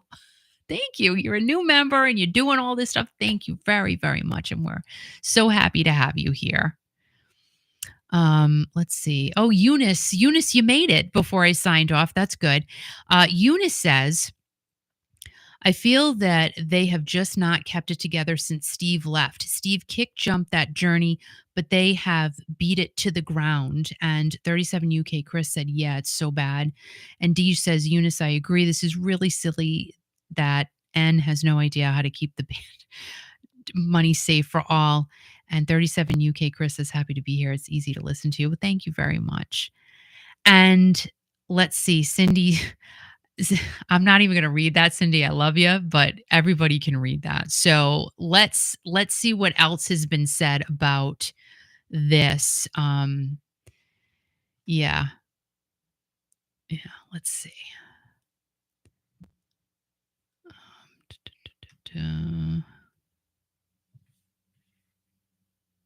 So yeah, it's. Yeah, it says what makes the ongoing legal issues especially awkward, and this is from consequence.net, is that they're sharing the stage together. So guaranteed now, this newest lawsuit is going to make it even more awkward. And there had to be stuff brewing. Beforehand, of course. It just doesn't pop out from nowhere. It doesn't. So according to Bloomberg, Bloomberg even put something out about this. Bloomberg, the financial site. Jonathan's lawsuit, publicly filed on Tuesday, July 30th, alleges that Schoen maxed out an American Express card with a $1 million limit and blew past a $1,500 per night hotel allowance while also chartering private jets and hiring a friend as a security guard. The keyboardist also accuses the guitarist of preventing the band from paying its debts. Okay, so that's where I was questioning before. I'm like, why are the debts being blocked? Like, I wouldn't understand that. Like, if you want to pay a bill, you should be allowed to pay a bill. So I still don't get it, but that makes a little more sense the way that was written. And Jonathan says that despite all of this that's going on, Journey's still delivering their best efforts on stage. And he said that the band's actual onstage performance is at the moment one of the only aspects of the business that has not suffered. And I read that from the other article that I was looking at. And let's see. So in 2022, after Jonathan filed the same type of lawsuit against Neil, and it was also about American Express overspending, Neil, filed a cease and desist letter against Jonathan after Jonathan performed Don't Stop Believin' with supporters Marjorie Taylor Greene, Kimberly Guilfoyle, and others at Donald Trump's Mar-a-Lago resort. But here's the thing. We know that Paula White Cain is the former spiritual advisor to former President Donald Trump. I mean, they are the families are friends. They're dear friends. They talk to each other all the time. And I mean, that's, again, like, they commingle. They're together. They're friends with each other. They're in each other's lives. So, I mean, Lord, I don't know. Just it's so that's where it gets nitpicky. And okay, well, if you're going to do this, then you can't do that. If I have to do this, then you can't do that. And that's, of course, that's what it's again, it's natural. That's what's going to happen. Somebody comes at you, you're going to defend yourself, and these things are going to start to come out. So you just got to wonder, okay, is it going to be you know what? I guess all I can say is I hope that this doesn't. I know that other people are probably like, oh, I can't wait to see all the public media stuff. I hope that doesn't this time around. I hope it's kept private. I really do. I hope that all of that stuff that came out before, it stays in the back lines. It just stays back there. Because we know the suit's out there. Okay, we know it's out there. I personally, I wouldn't say anything. Let Al, don't, because I hear you breathing. Don't do it. Nope. I told you no. Don't do it. Thank you. I appreciate it. You can say one thing? No. No. I'll give you a hug later. No, Al, I told you. I just want to share with everybody, my favorite song by that band is Separate Ways. I told him not to talk. I did. We had a whole conversation. So that's just what I hope for. I hope that it's not a repeat public media wise like it was last time, because that was crazy. That was crazy. And again, we all talked about it so many times. We were sad about it. It's not the fact of, oh, we love seeing the negative stuff. We love, oh my gosh, look at who said what about it. No, that's terrible. Who needs that in their life? And like I said, stress does bad stuff to people. Let's see what you guys are saying here before I go on. Let's see. It's a lot to think about. That's true. Deej, politics shouldn't matter. So there was Jay DeMarcus from Rascal Flatts and Generation Radio, and I hope that Generation Radio comes to the Rhode Island, Massachusetts area again, because that's a fun band. He put out a post a couple of weeks ago, and that's when I had Kurt. We talked about it last week, how, when you're on stage and stuff like that, keep the politics aside. And, the problem I'm having right now is that a lot of celebrities are just getting so divided. Okay, I'm voting for this one. You all should vote for who I'm voting for. I'm voting for this one. You all should be you should be voting for who I'm voting for. And the problem I'm having with that is that the celebrities on either side, they're basically, well, if you don't like who I like, you're stupid. And if you don't like who I like, you're dumb. I don't like that.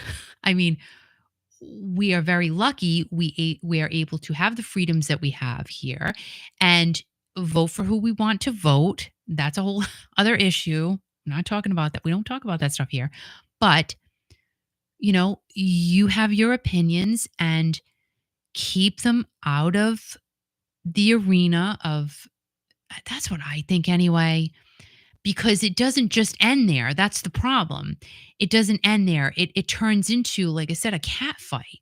And that's what I've seen with a lot of celebrities and artists. Well, you shouldn't like this one. Or you should like this one because I like them. And this is the best thing for us. Well, that's your opinion. And that's great. So you vote for them. But you shouldn't belittle people who don't like your choice. And that's what's been happening a lot. So Jay DeMarcus put out this post and I loved it. I thought it was great. And he's so right. Keep it off the stage. The fans are there to get away from all of that because we have enough of that in our daily lives, right? We have enough of it. We don't need to get a ticket, get dressed, go out to a live show that we're going to have a great time at and have to hear about that. We don't want to hear about that. We want to hear your music and want to have a good time. Have a beer, 2, Prosecco, whatever you have, fruit juice, Kool-Aid, I don't care. Whatever you do to have a good time and just get away from that stuff. So that's the thing that's crazy. So Patty said, I heard Don't Stop Believing in the background of the movie trailer for Harold and the Purple Crayon. Really? I'll have to dig into that, Patty. Thanks for that info. So if that's the case, but I think trailers are different because there was also a Journey song in a Taco Bell commercial a year or two ago. And I'm like, I don't think anybody approved that. I think those trailers just kind of happen. But who knows? Maybe Don't Stop Believing's in the movie. And, I could see Steve Perry agreeing to that, allowing that to be in Harold and the Purple Crayon. I could see him saying, yeah, because it's light. And Steve Perry's all about light. He was all concerned about the Sopranos finale. He didn't want that, their song to be used in that because he had to know what the scene was going to be before he agreed to it. Because Steve is the deciding factor. Let's see. I love Steve Perry. Dee says, me too, because the more they complain about one another, the more it burns us fans out. And I really think this is going to be, if this goes the way it went last time, no bueno. It's not going to be good. I don't think it's going to be as sustainable as the last time for everybody involved, band and fans. Just my own personal gut feeling, because the last time was pretty intense. It was really intense for fans, and from what you heard, kind of, sorta, the band is. I can't imagine what they went through, and I have a feeling, like I said, this has been going on for some time. I don't think this is just a pop-up thing. I think this is going on for longer than we know about. Dee says, I'm a believer in freedom, choice, etc. Most of my friends don't agree with me and the Canes, but we're still friends and adults, and I respect everyone's opinion politically. Yeah, that's the thing. Like, thankfully, I hang out with people. We're all in agreement of the same things. Like everything. We agree on everything. Like, we don't even debate because we're all like, yeah. So I'm lucky that way, but when you got somebody on another side, and I do have that in my life, you just say, you know what, we've decided we just don't talk about that. I don't bring it up. As long as you Doesn't don't mean bring they're it a up. bad person. Everybody has a right to their opinion. Don't bring it up. But don't try, like we were talking about a few weeks ago. Well, people used to pick presidents of political parties. They kept it to themselves. They don't do what they do now. It's crazy. It's crazy. Love each other, Yeah. I mean, love each other. We love each other. It's true. I mean, give your opinions to yourself. You have a right to your opinion, but, embrace each other. Like Ringo Starr says, peace and love, man. Right. Peace and love. And take a photograph while you're at it. So let's see. Although I don't know who said this, but although Mr. Kane is free to express his personal beliefs and associations when he does that on behalf of Journey or for the band, such conduct is extremely deleterious to the Journey brand as it polarizes the band's fans and outreach. Journey is not and should not be political, read the letter. Oh, that was on the cease and desist letter.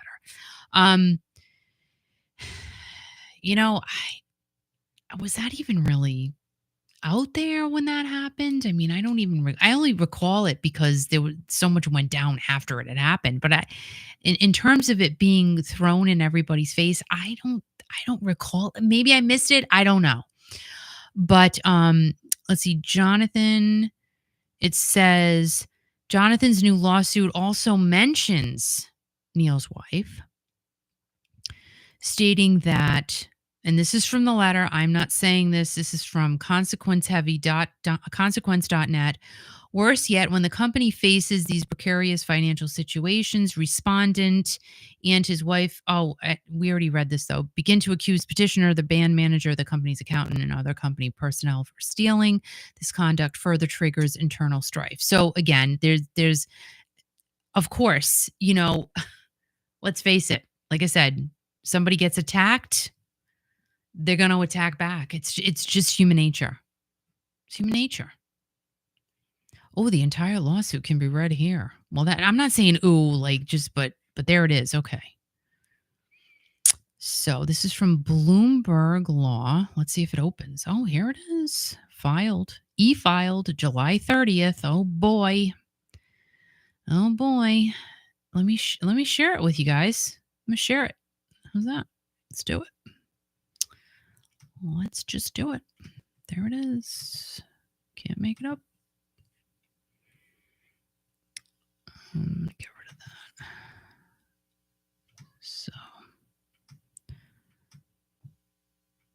So he's basically in the beginning, he's asking for a third custodian to be the tiebreaker in the case they need that because of a 2-person board of directors for Freedom 2020.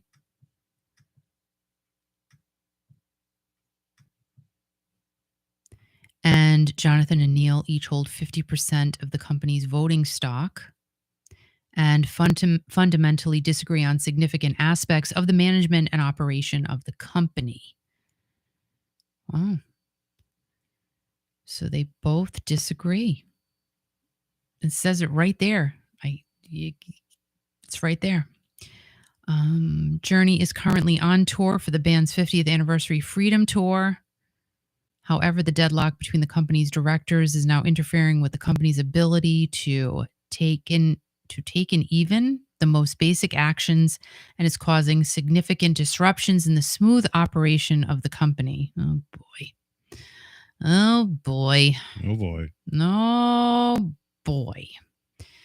Retire. Let's see. Petitioner has repeatedly requested that the respondent consent to the appointment of a third independent director. However, respondent has denied petitioner's requests. Instead, respondent now claims without any support at all that in the face of director deadlock, his role as president of the company authorizes him to unilaterally act on behalf of the company. The acts respondent has taken on behalf of the company are not in the company's best interest, says this suit. My God. So the ongoing director deadlock and the respondent's unilateral acts on behalf of the company pose a severe threat of harm to the company and to Journey's storied history of musical greatness. Therefore, petitioner seeks the immediate assistance of this court to resolve the ongoing deadlock between petitioner and respondent by appointing a custodian to act as the third independent director of the company.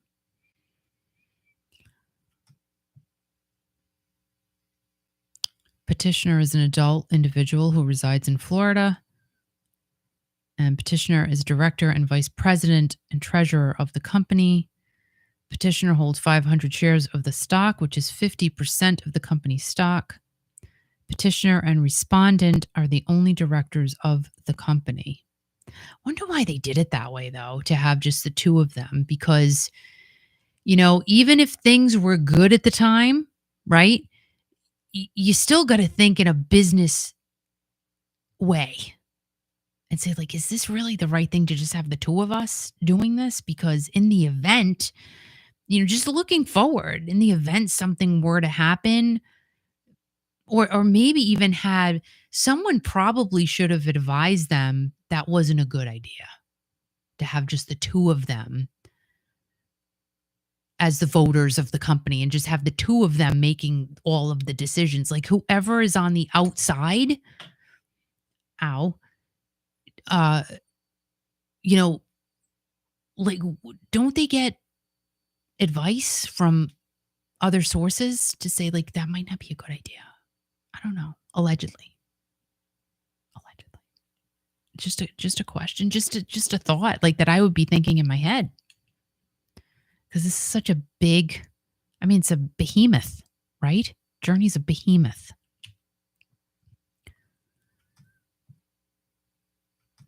Let's see. Factual background. We don't need to go through all of that. That's like, we get it. We get it. Yeah, it's behemoth. I mean, like, you can't, you know.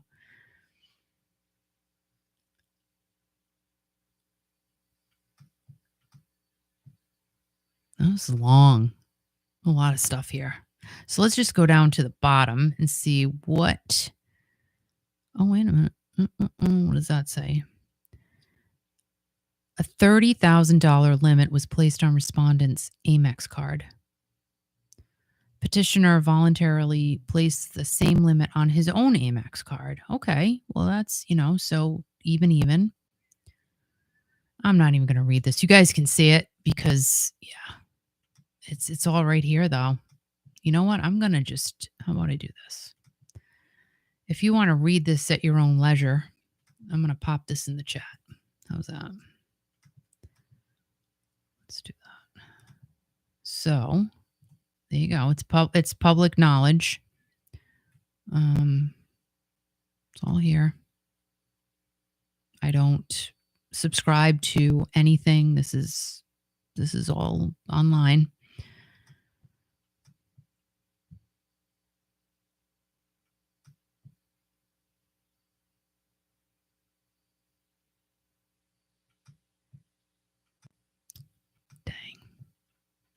I just feel like this is just not good. This is not going to be good. Really. This is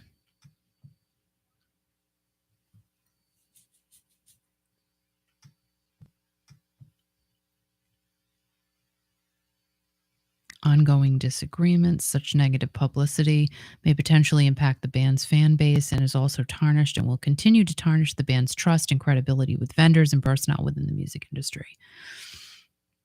And strains on the band's relationships with vendors and personnel is likely to lead to a loss of business opportunities for the band and difficulty in attracting and retaining talent and crew members. I mean, see, I don't know. We don't hear much about that in crew, but it says, indeed, the band has lost multiple members of its crew because of such tensions over the past several months. Now, see, that's stuff we don't hear about, The company's current business manager, who was hired only 2 months ago, is the company's 7th business manager and has already outlasted many of the preceding business managers.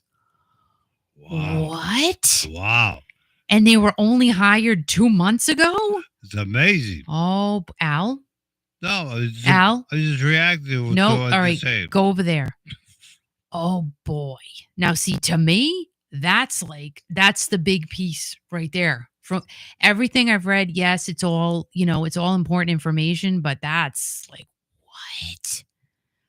And that's what I'm saying. You would think there would be someone saying, well, maybe it shouldn't just be the two of you.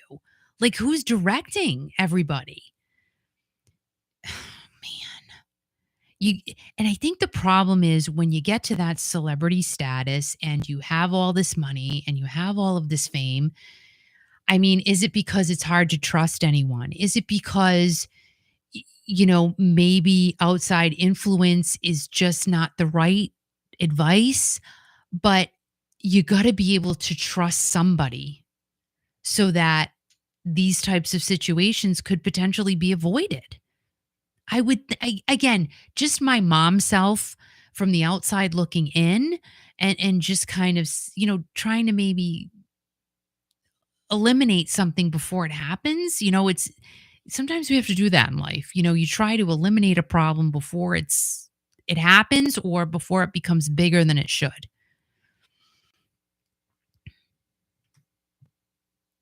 But to me, that's the wowzer piece of what I've read so far is the business manager situation.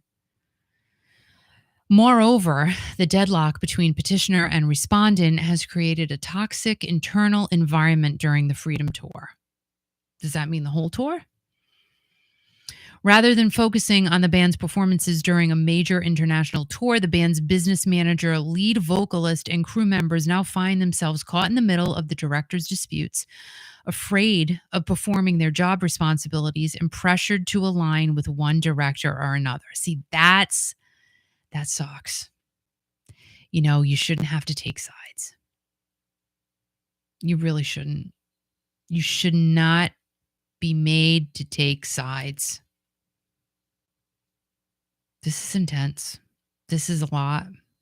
I mean, I'm sitting here going, holy macaroni. This is, how do you, and again, now, all right, let's back up a minute. This is from one person's point of view. Okay. This is from Jonathan. So this is one person's point of view, to be fair. If Neil's petition comes out, I will read that, or response, or whatever it's called. I will read that. But wow. Yeah. So we do have to say this is one person's perspective.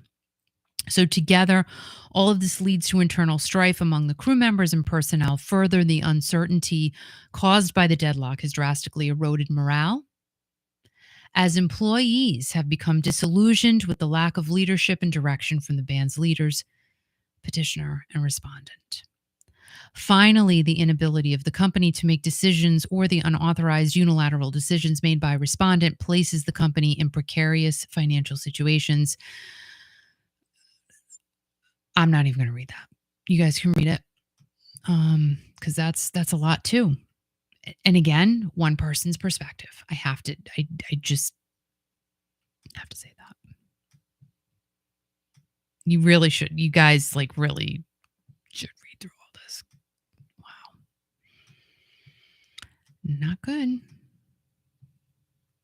Appointment of a custodian. We saw that. Wow. Prayer for relief. It's on page 21. Wherefore, petitioner respectfully requests that this court enter an order appointing a custodian pursuant to that article, ordering respondent to cooperate with the custodian and provide information as requested by the custodian, awarding petitioner his attorney's fees and costs in this action, granting such additional reliefs as it deems just and proper. But where's the prayer for relief? Is that what that? Okay. All right. So I guess it's okay. And here are all of the attorneys for Jonathan Kane, dated July 24th of 2024.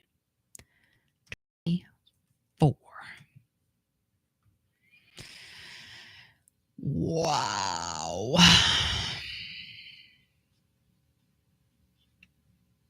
I like Night Ranger. They're a good band. And like Deej said, and it's true, when they hurt, we hurt, right? Yeah. Yeah. Wow. So I think it's going to be an interesting next, I won't even say couple of weeks. I think the next minute is going to be, it's going to be interesting. I hate to say here we go again. I hope not. I'm just hoping for that. I don't think that'll be the case. I think, if it's anything like last time, I just really, my inner self is saying, maybe they won't say anything. You got to hope that. Because you can't take that stuff back. That's the thing. All of that stuff is still out there. It's still out there. We talked about it. Everybody talked about it. So hopefully a different path is taken this time, and it's zip it a lip and let it just go the way it's got to go. And you fight behind the scenes. You fight behind the scenes. And you don't force people to take sides, because that's where, how do you get through? So I was going to look up something here. So Journey has, how many more shows? So Journey Tour 2024. Let's see how many shows they have left in the US. So they have Boston on Monday, Queens. Let's see, show all dates. So they have a lot of dates still left to go in the US. A lot. Like these guys are just kicking it. They're working themselves to the bone. Their last show, it looks like to me, is in Denver at Coors Field on September 8th. So there's still a ways to go. And there's a lot of shows between Monday and September 8th. A lot. I mean, their list is big. Then they're in Japan starting on October 19th. And then they go to the UK, Ireland, UK. And that is happening until November 17th. So there aren't too many shows overseas, but enough to say, like, there's a lot. I mean, these guys are busy, really busy. Let me count. Hold on. No, stop that. Don't do that. I mean, the US shows, I don't know how they do it. There's a lot. So 1, 2, 3, 4, 5, 6, 7, 8, 9, 10, 11, 12, 13, 14, 15 shows overseas. 15 shows overseas they have to do together, not including what they have to do from Monday in Boston through when they're done here.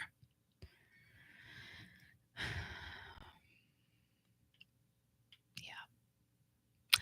So on that note, well, this was a longer than expected show tonight. And thanks for those of you who stuck with me and Al. Thank you. Thank you for doing that. So I'm going to leave you, since Metallica is doing this big, humongous Metallica weekend at Gillette Stadium. Let's give you a few James Hetfield quotes that, you know, he's just a fun guy. And the guys in Metallica, you know, they're just great. And let's see. Let's just leave you with some positive stuff. Let's see. I'm trying to get some good ones here. Okay, one quote from James is, "There is something powerful in Metallica, a will, a drive." Let's see. Another one. "I'd like to have a beer holder on my guitar like they have on boats." That's a good one. And I agree with him. No, probably not. Because, like, what if he had too many beers and then he can't perform? All right. These are very technical. Come on, James. Give me a good one here. Oh, jeez. All right. Well, I'll read this one. "It's all fun and games till someone loses an eye. Then it's just fun you can't see." And "I'm married to Metallica. Metallica is a wonderful key to have on my key ring. I can go anywhere. It's great. I like playing music because it's a good living and I get satisfaction from it, but I can't feed my family with satisfaction." All right, that's enough from James Hetfield, because I thought they were going to be like all happy ones. Like, let's let me look up some. Hold on. Let's do this. I bet I know who can give me some happy quotes here. Just going to go to the source of happiness.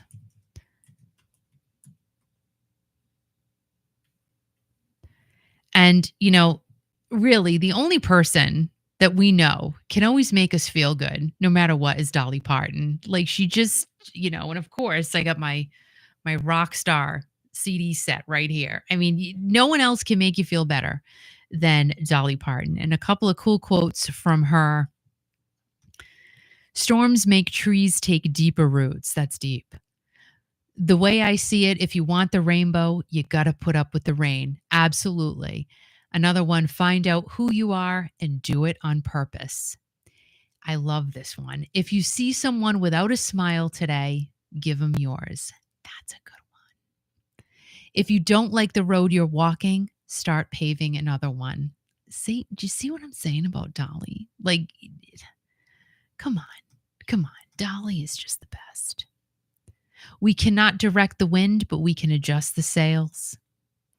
"Don't get so busy making a living that you forget to make a life." And we'll leave you on this one.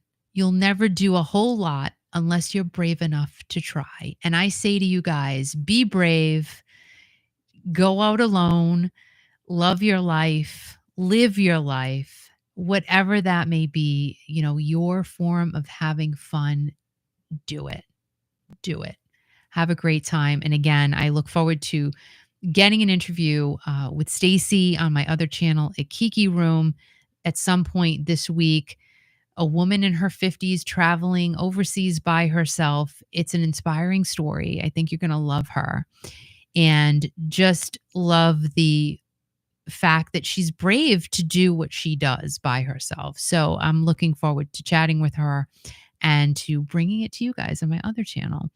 And again, please subscribe to the channel if you have not already. Thanks to our new member here tonight, 37 UK Chris. Thank you for being here.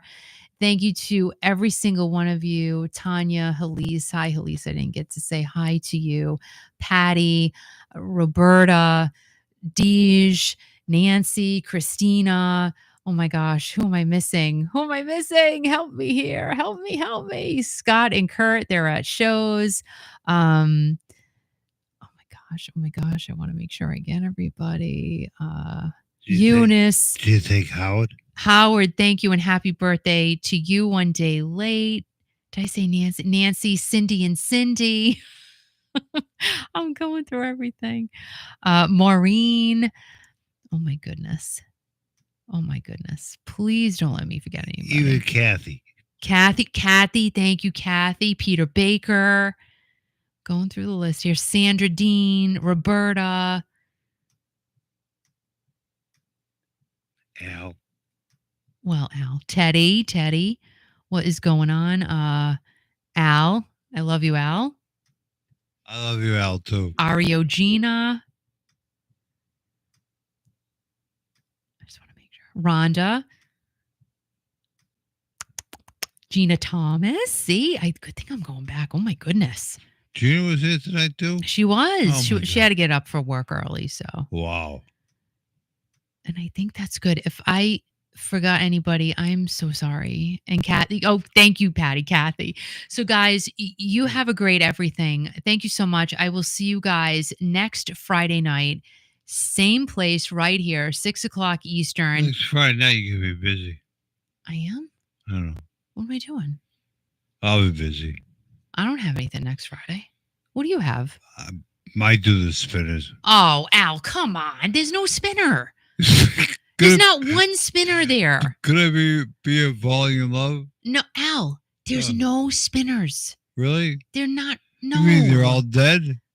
Well, to put it that way, that's not nice. But No, they're all dead, are they? there's not one spinner. Oh, I see. There's not one spinner. So, okay. So I will be here next Friday night.